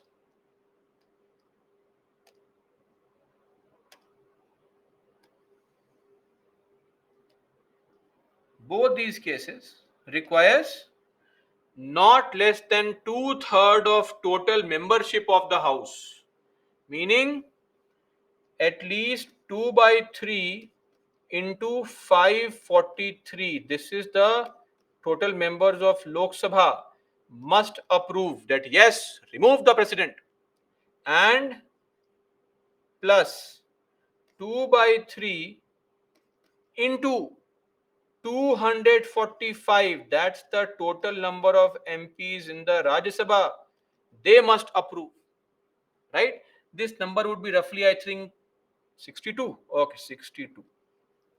And this would be 416. 160. Roughly this is not important. This 2/3 thing is important. Clear? If this is achieved, these many people say, yes, remove this person, we don't like him. Then the president is impeached. Are we clear on this? Please tell me. Yes or no? Don't sit idle. Type something. Okay, great. Thumbs up. Amazing. Excellent. Very good. Now my question to you is very simple.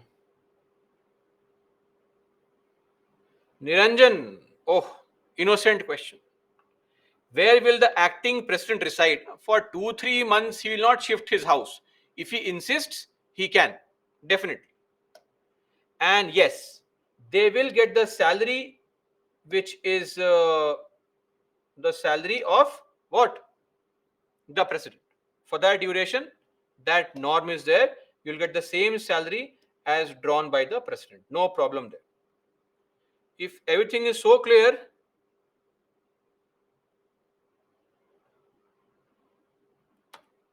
then solve this question. Old question, but I guarantee that some of you will fall prey.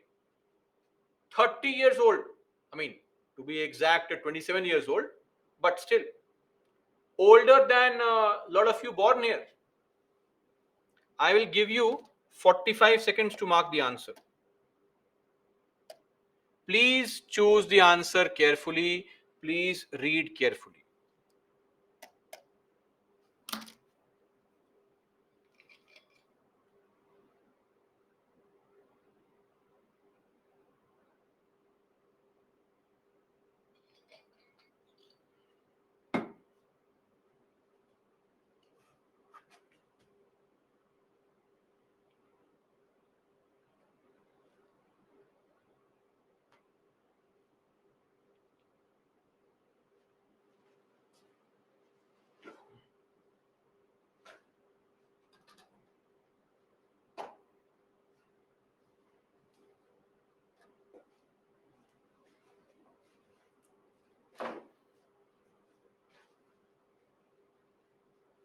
Done?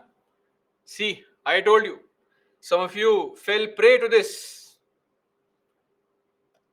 Which one of the following is a part of the electoral college? So for the electoral college, meaning people who are voting, you have MP of the Rajya Sabha, MP of the Lok Sabha, and MLAs. Yes or no? But does not form part of the forum for his impeachment. Now, if you want to impeach the Indian president, MP of Rajya Sabha is there, MP of Lok Sabha is there. That's it. So, which person is a part of voting to elect but not for removal? The members of assemblies, council people take part neither in the voting to elect nor in the voting to remove. So, this cannot be the answer. Are we clear now? Those who made a mistake, did they understand where they went wrong? Yes? Great. Now, what if reverse happens? Please type your answer. Which people take part in the impeachment but don't take part in the voting election? Type your answer.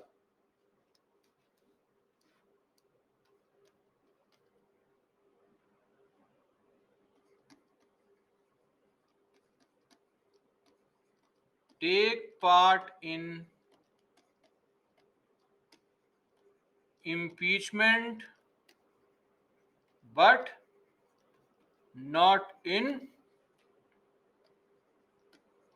election.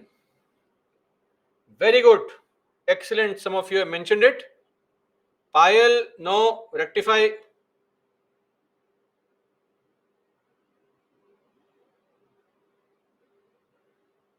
Binata, Pradeep, Tulsi, rectify, rectify.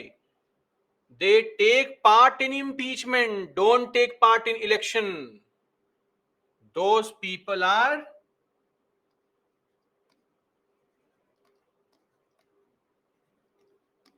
nominated MPs in the Rajya Sabha.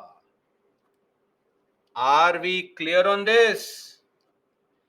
Don't write SLC. MLCs don't take part in removal. I am saying take part in removal, but don't take part in election. Did we understand this line? Everybody?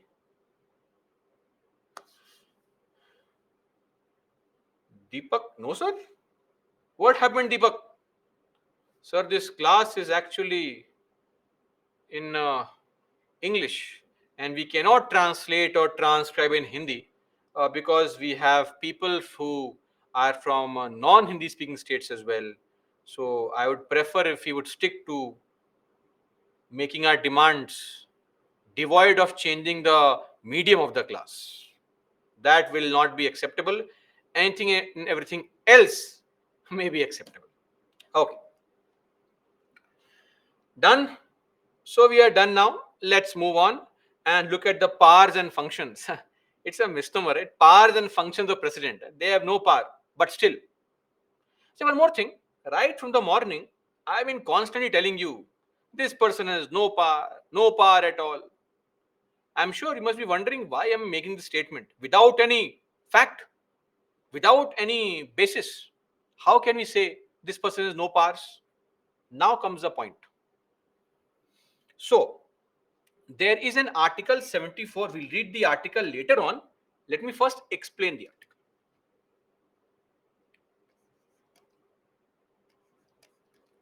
Article 74, clause 1. Very, very important. Don't forget it. You won't forget it. It's very important, actually. Now, this article says that the president will always act on the aid and advice of Council of Ministers. Please follow carefully. President will perform his functions on the aid and advice of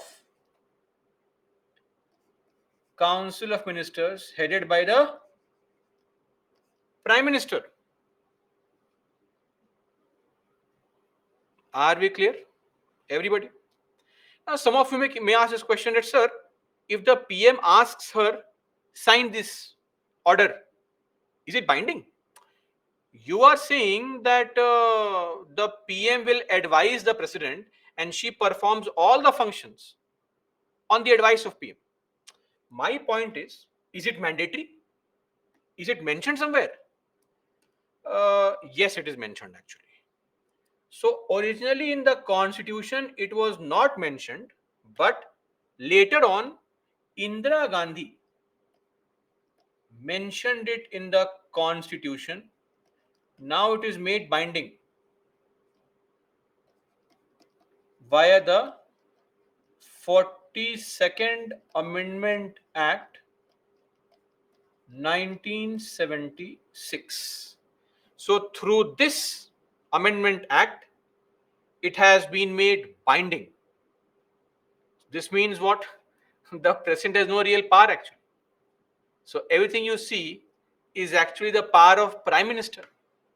He or she tells the president, President, sign, President, appoint.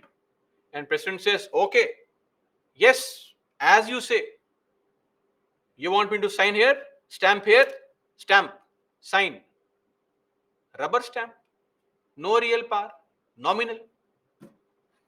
One more thing, later on in 1978, when Indira Gandhi post the emergency, lost the elections because of some brutality during the emergency, Janata Party came to power. Janata Party's target was to undo all the wrong changes made during the emergency. In fact, the 44th Amendment Act is all about undoing the wrong changes. So, Janata Party said, see, let's do one thing. After all, you are referring to the president. Give him or her one chance. So, a change was made that, see, when the advice comes, the president can send back the advice once, can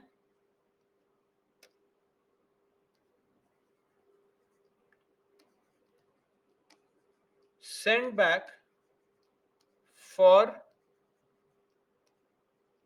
reconsideration. That PM, are you sure? Confident? Final? Please decide. Now, if the PM says, Madam, you please sign, sir, you please sign.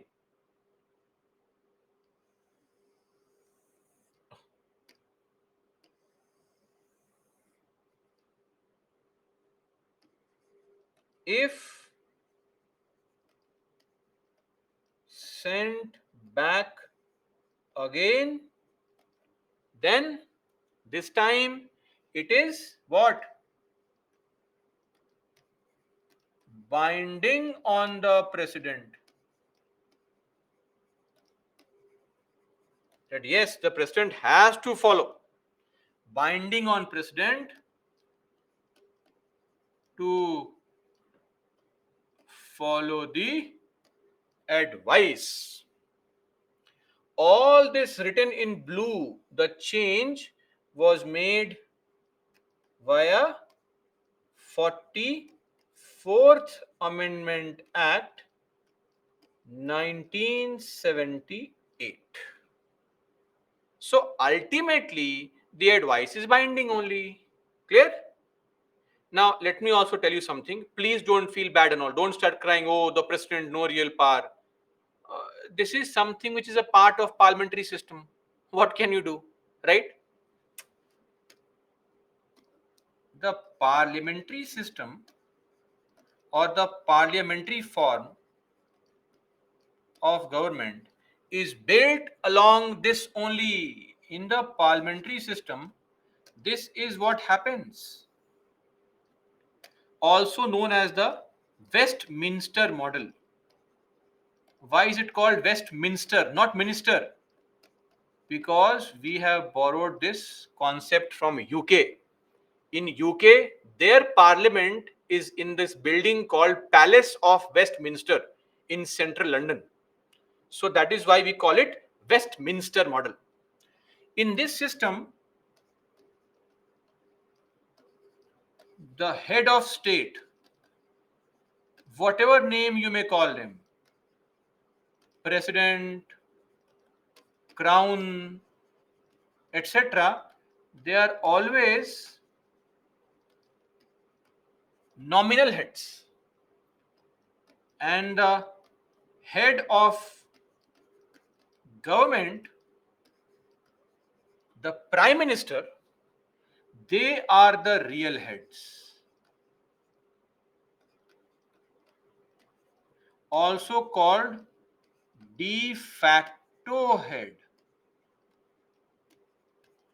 Not unlike the president, who is called a de jure head.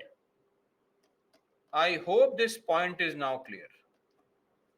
Okay, so this is for the parliamentary system, and here state means the entire country, the nation. Okay, that's it.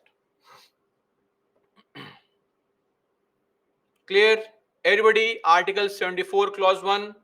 In fact, Supreme Court has also said the same thing, that, the sovereign, the head of state, never acts alone. They will always act through the advisors who have the confidence of the house of the people. Okay. So ultimately, the real power lies with the government, the prime minister. That is why when things go wrong, we don't blame the president, we blame the prime minister. Okay.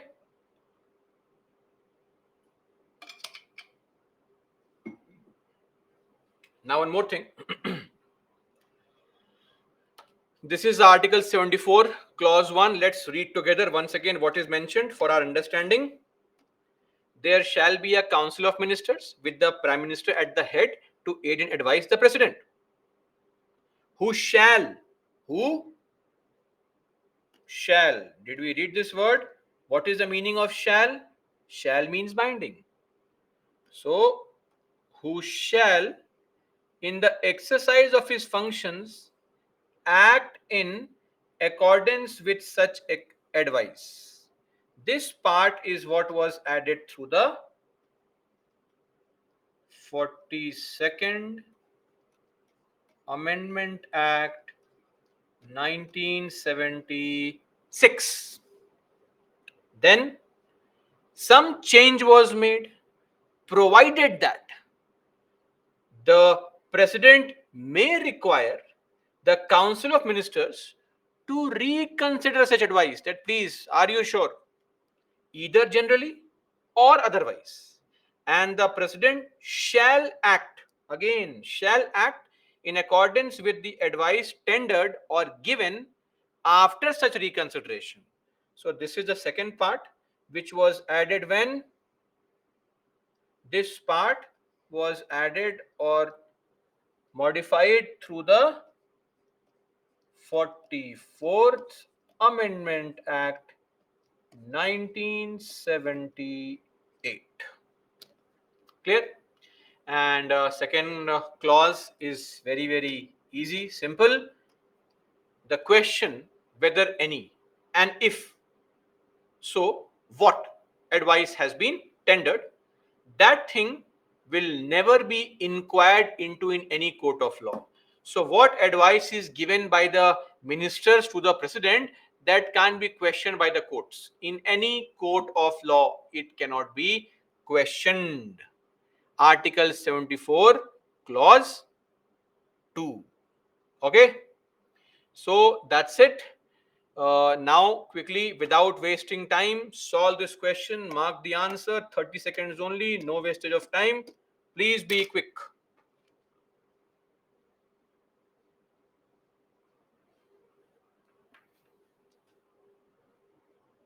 What do you say? What's the answer?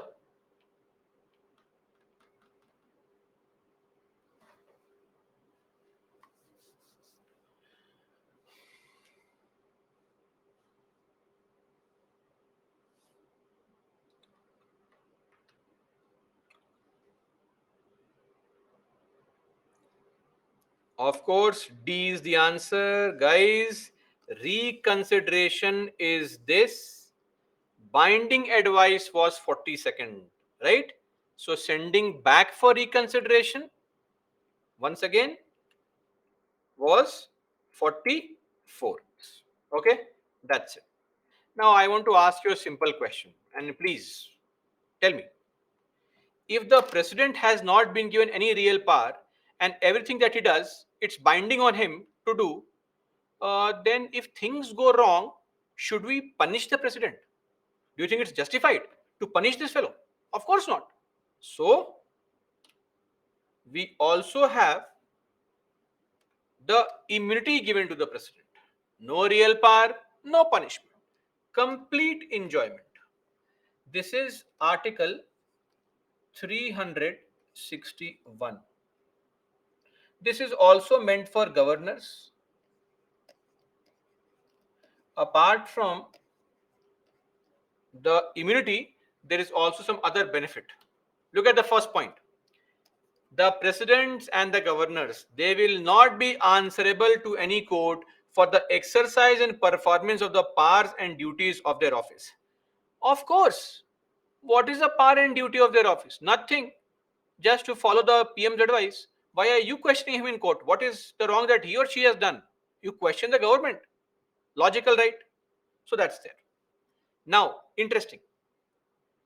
When somebody is the president or the governor, whatever the situation may be, no criminal case whatsoever can be instituted, can be filed, or can continue. If a case is going on, the case has to stop against the president or governors in any court during his term of office. When somebody is a president or governor, you cannot file a criminal case against the person.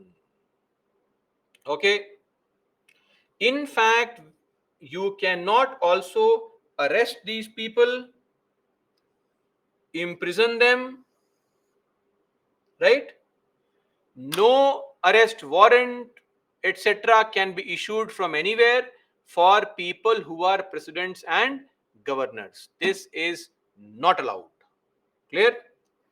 No jail, no criminal case, and no civil proceedings can also be instituted. But here, civil case,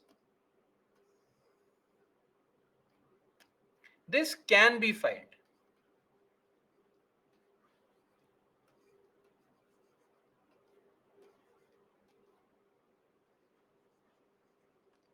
after 2 months prior notice. So civil cases can be filed, right? But a criminal case cannot be filed. Civil case does not involve normally a jail sentence. Civil case is some kind of relief that you give on account of some damage, etc., compensation. Criminal case is a proper punishment given, right? So that's there. This is the immunity to the president and the governors. I'll repeat, plus governors given. What is the article? The article is 361. Okay. Now, let's look at the executive powers of the president. And before I begin, let me also clarify, right? Let me also clarify, if you look at the constitution, you will not find this bifurcation: executive power, military power, judicial power. Nothing of this sort is there. We, in books, etc., for our easy understanding, have segregated these powers. Clear? These categories are not mentioned in the constitution. There is only one category mentioned, and that too one power mentioned. Under legislative power, there is only one legislative power of the Indian president, and that is ordinance. We'll discuss it later on. All these things are not mentioned like this. They simply mention articles. Okay. Now, all executive actions of the government of India are formally taken in her name, meaning whatever action is there that the government does, whatever tasks, whatever things the government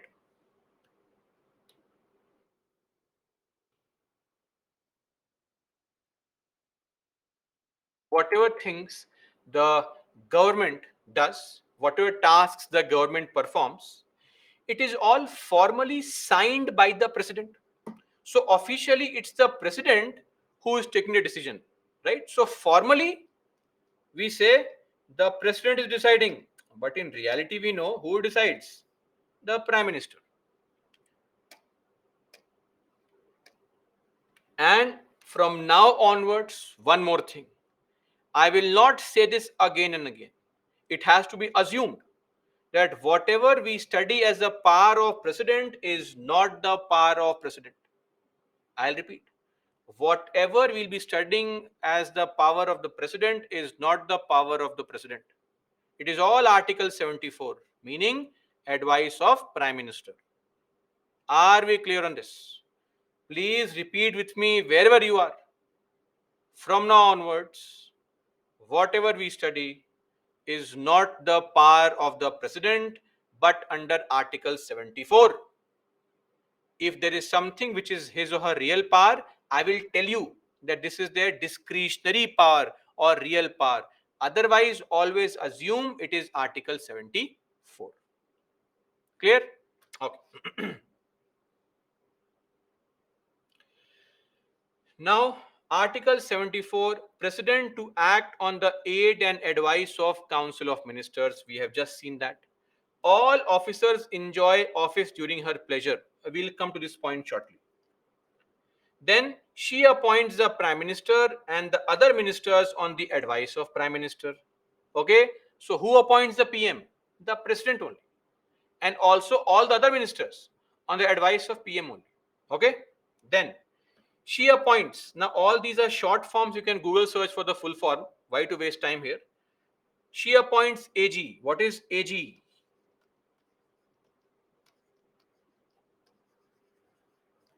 Attorney General. CAG, Comptroller and Auditor General. CC, Chief Election Commissioner. EC, Election Commissioner. Chairman, members of UPSC, Finance Commission. FC stands for Finance Commission. Governors of states, etc.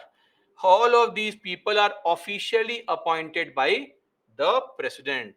But she is not appointing them. She is appointing them on somebody's advice, either a committee's advice or the PM's advice, not on her own. Are we clear? Okay. Then she makes rules for the transaction of business of the union government and for allocating business amongst the ministers. What is the business of the government? Don't think running some shop selling sweets. No, that's not the business we're talking about. Business means activities, nature of task performed, right?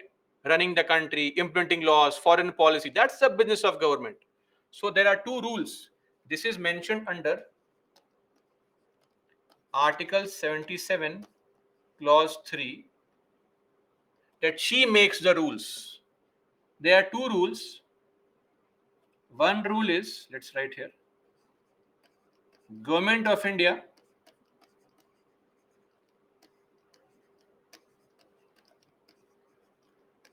transaction of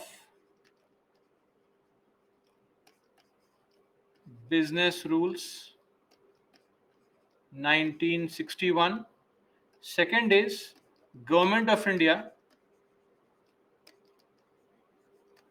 allocation of business rules 1961.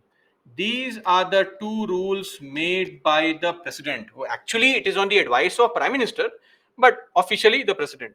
What is the nature of activity of every ministry? How many ministries will be there? All these things are mentioned in these rules. As and when the time comes, we'll discuss these rules also, but not right now. Just remember that these rules are made by the president. Then she lays down reports submitted by constitutional and also statutory.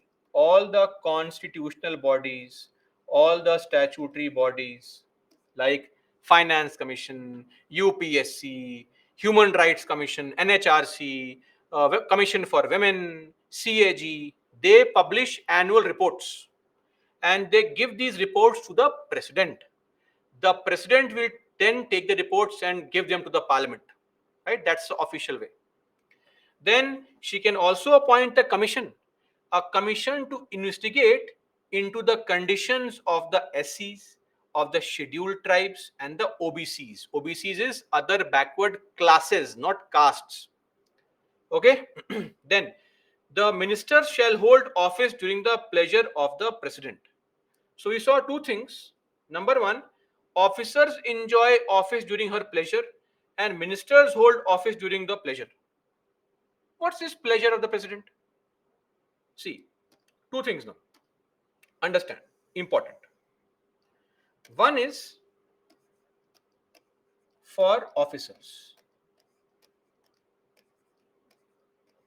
So, people like you are all officially appointed by the president. Okay. Group A officers appointed by the president. Now, what does this mean?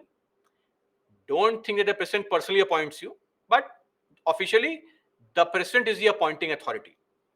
So, there are two duties given to every officer. Two duties of officers. What are the two duties?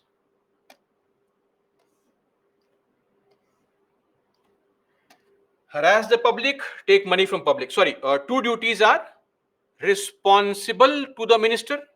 Number one, you have to be responsible to the minister, and you also have to be responsive to the needs of people. Two duties. The idea is that if you fail to perform these duties, you can be removed from office at any time. We won't seek your permission and all. Sorry. If you fail to perform these duties, you can be summarily discharged at any given point of time. Your job is not some contract that they cannot remove you. Of course, they will give you reasonable opportunity before removing you, but you can be removed. Clear for officers. Now, second one, more interesting. It is for ministers.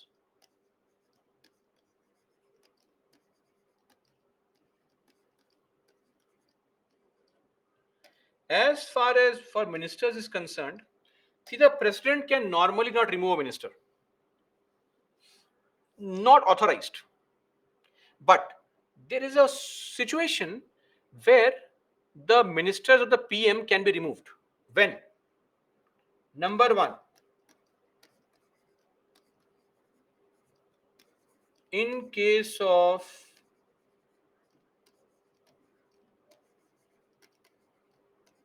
hung parliament.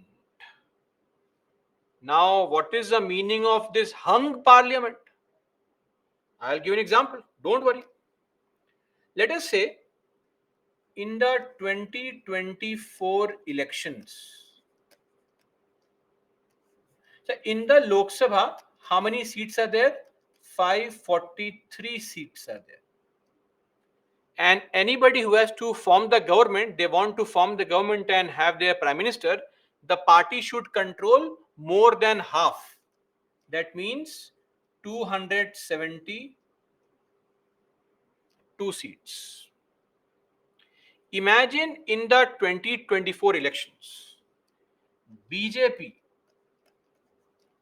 gets 250 seats, Congress magically gets 250 seats, and let's assume that Aam Aadmi Party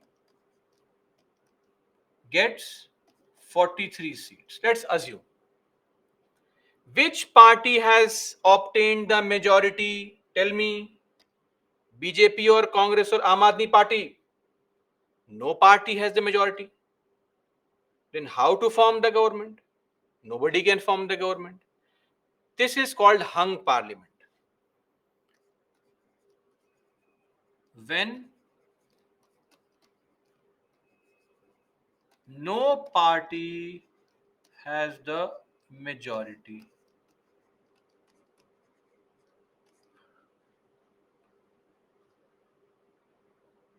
Okay. Second thing,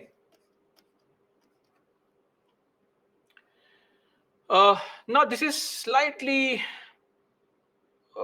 intricate to understand.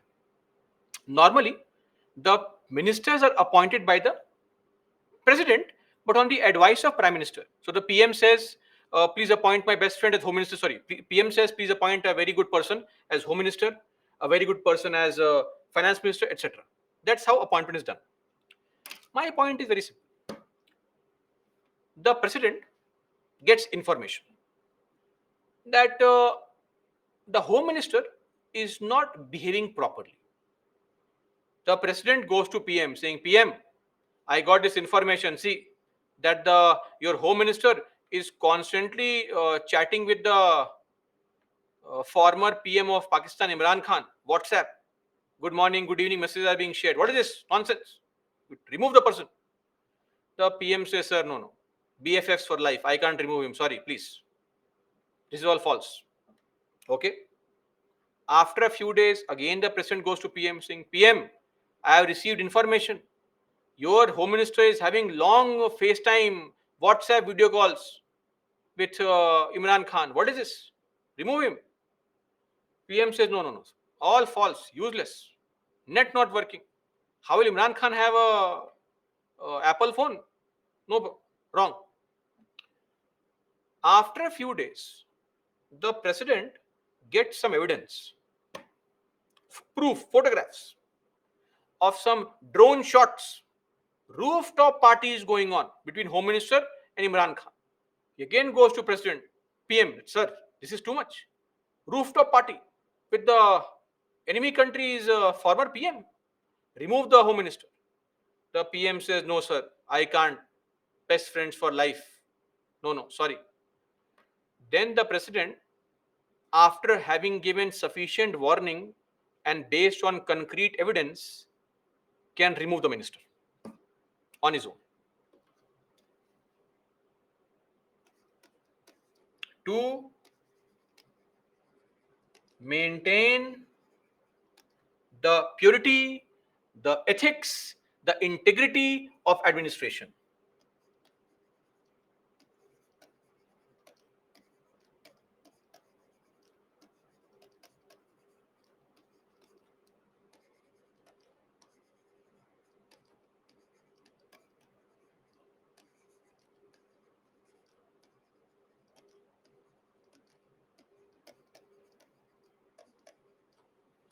But only after sufficient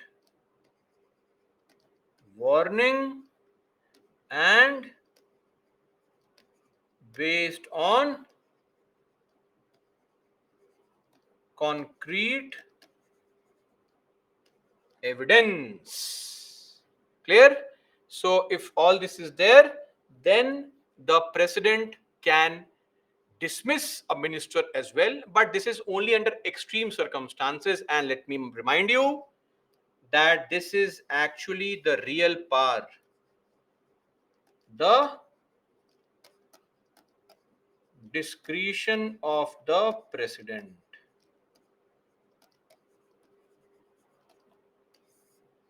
Not here for officers, only this. Real power. Clear? Discretion. Real power. Okay, let's continue further now. Then the president can also appoint an interstate council. This is actually Article 263. 263, where Kumkum hung parliament needs no evidence. If the BJP does not have the number only, it will be clear. Right? There is no need for evidence. After election results, if BJP has 250 MPs, that's the evidence. Simple.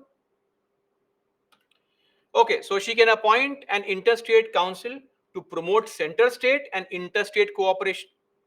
Then she directly administers the UTs through administrators appointed by him, and she can declare any area as a scheduled area. Any area as a scheduled area. What is a scheduled area? I will discuss this later on, but the point is just to roughly say scheduled areas are those areas spread across the country which have substantial proportion of tribal population, meaning more than half the people in that area are tribals, scheduled tribes, and those areas are in general socially, educationally backward or economically backward. Scheduled areas. More on this later on. And Article 78. What is this Article 78? Look at this. Yes, Karan, that's also possible. Duties of PM as respects the furnishing of information. So, it shall be the duty of the Prime Minister to communicate to the President all decisions of the Council of Ministers relating to the administration of the affairs of the Union and proposals for legislation. Meaning, whatever activities are happening in the country with respect to any decision that the Council of Ministers are taking, as far as administration is concerned, or any bill that the government is planning to bring, you have to inform the President. Duty of PM to furnish information.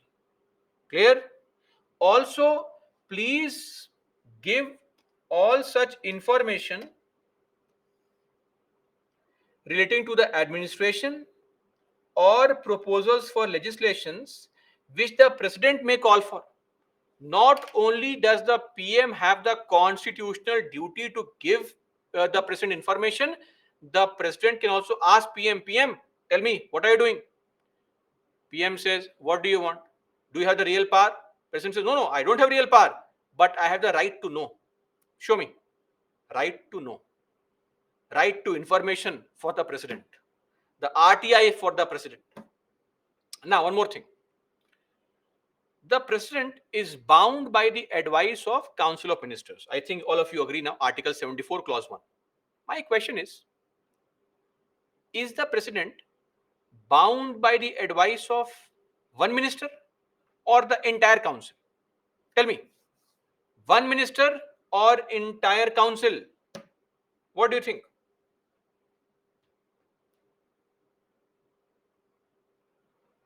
Okay. Nikhil, Kumkum, Yuvraj, Krishn, Pradeep, Besti, Priyanka, Kambapati, Siddhant. Absolutely correct. Entire council, actually. A single minister cannot give a binding advice to the President. If a single minister gives an advice and the President is doubtful, this advice seems to be very silly. Today, if the petroleum minister says, President, sign this order. From tomorrow, petrol prices 1 lakh rupees or 10,000 rupees per liter. Sign this. The President says, have you consulted other ministers? Have you asked your boss, PM? Is he okay? The minister says, sir, you sign please. Ma'am, you sign. Article 74. Then ma'am says, sorry, Article 74 says advice of Council of Ministers. I have to ask other ministers also. I'll ask your boss, PM. Is he okay? So the President can ask the other ministers, send WhatsApp message, group message. This guy has come to me telling me sign this bill, sign this order. Should I sign? Then the PM can say yes, yes, sign. Or the PM can say don't sign, madam. He is foolish. It can happen.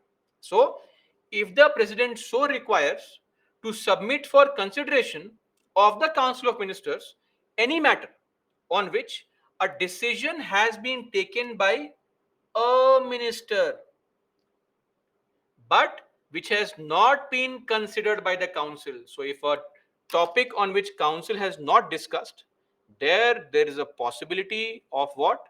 The possibility that the minister will do what? The minister has given the advice, the President can simply refuse and say, Get the confirmation from other ministers first. Ask the PM first. Article 78. Of course, this is the power of the president. Without any doubt, discretion of the president. Clear on this? No doubt here? Okay. Solve this question if you have no doubt only, then great. Let's solve this question.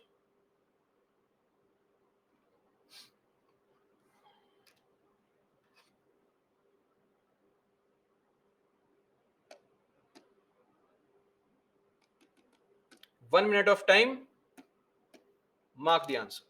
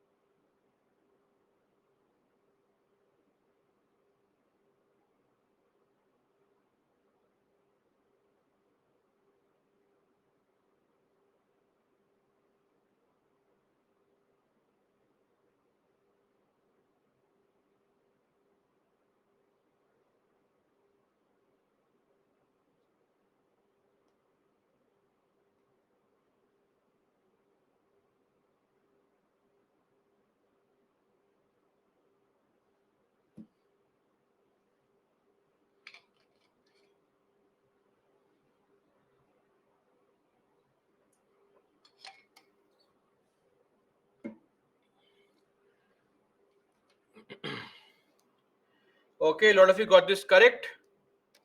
Or the president shall make rules for the more convenient transaction of business and for the allocation among ministers of the said business. Absolutely correct.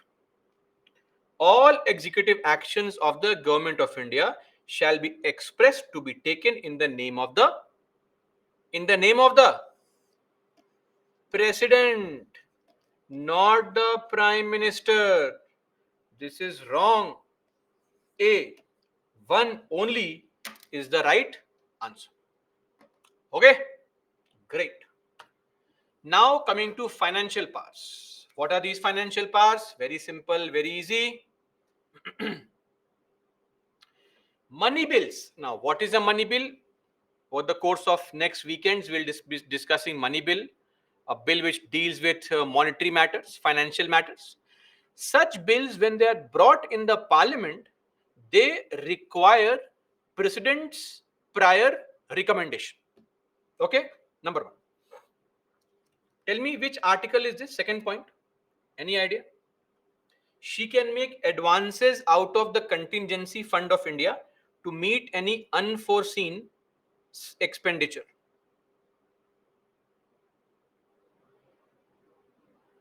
Tell me. Very good.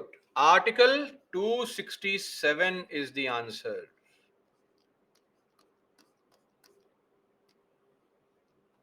Excellent.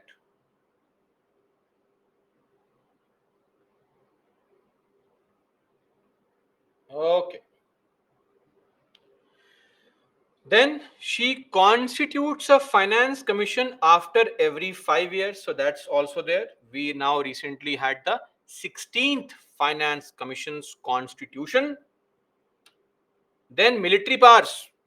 She is the supreme commander of the defense forces of India. Article 53, clause 2. Supreme commander. But of course, these military powers will have to be regulated by law. Right? Don't think that the president is going and declaring, come on, army, attack Pakistan, kill China. No, no, no. Sorry. The government does it, and all these treaties are subject to parliament's approval also. Right? So, parliament has to approve all this. Suresh, sir, do we need to remember? No, Suresh, not required. I will tell you towards the end of the topic, President, which articles are important. Otherwise, those articles are not important. So please wait for the chapter to be complete. Gaurav, president will make rules, but how will she execute those rules? Those are actually executed now. Formally, her only, on her orders by the government, by the officers.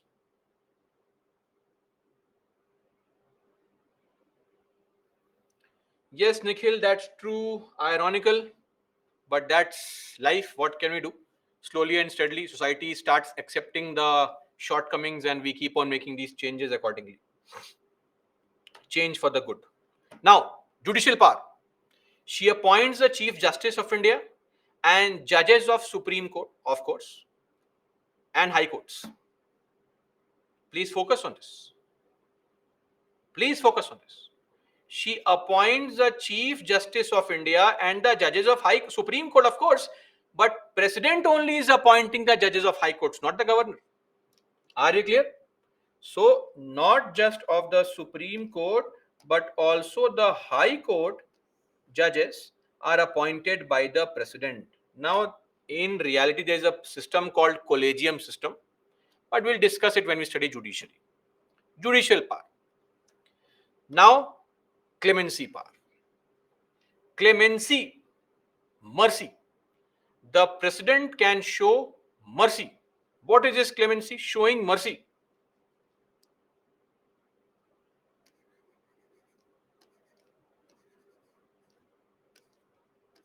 Forgiving.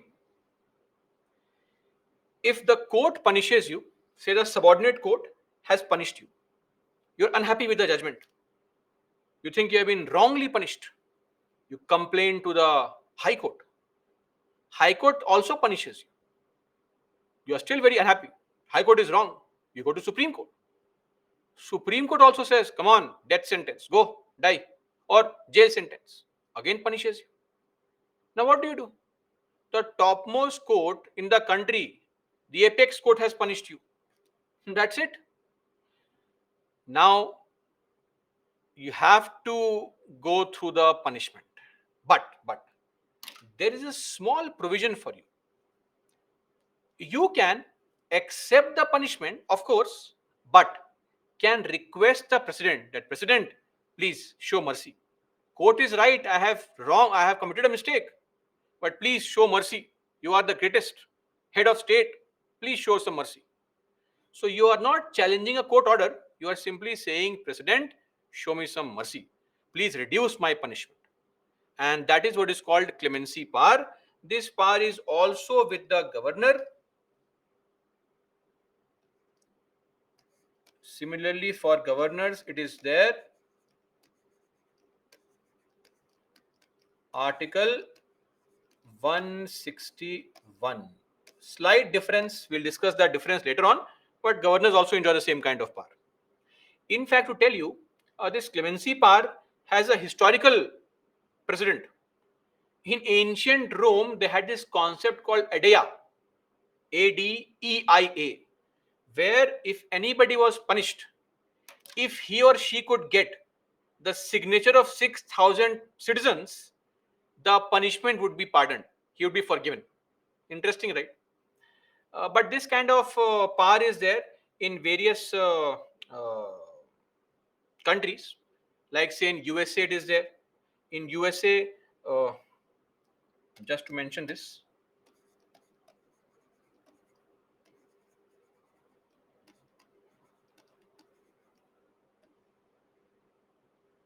other countries. USA. In USA, the president has this power. UK. In UK, the monarch has this power to pardon. But the monarch's power to pardon is on the advice, on Council of Ministers advice. Or even in states, countries like Canada. Canada has this power. In Canada, there is a separate board called National Parole Board. Okay? This is an independent body which reports to the parliament, which can forgive you if the court has punished you. In our nearby countries, like Malaysia. Malaysia also has a pardon board which can pardon you. In their own constitution, Article 42 says this. But this pardon board is not the final authority. It simply advises the uh, Agong, the king of Malaysia, the royal, and then the king of Malaysia forgives you, but on the advice of pardon board. So this kind of provision is there in various countries where the head of the country can forgive you even if you have committed a mistake and the court has punished you. These are pardon, commutation, remission, respite, reprieve. What are all these things? How are they used? What's the meaning? After the break. Okay, let's take a break. Be back at 5:30 with the third session for the day, and then we'll discuss what exactly are the provisions with respect to clemency. Okay, break please. Break till 5:30.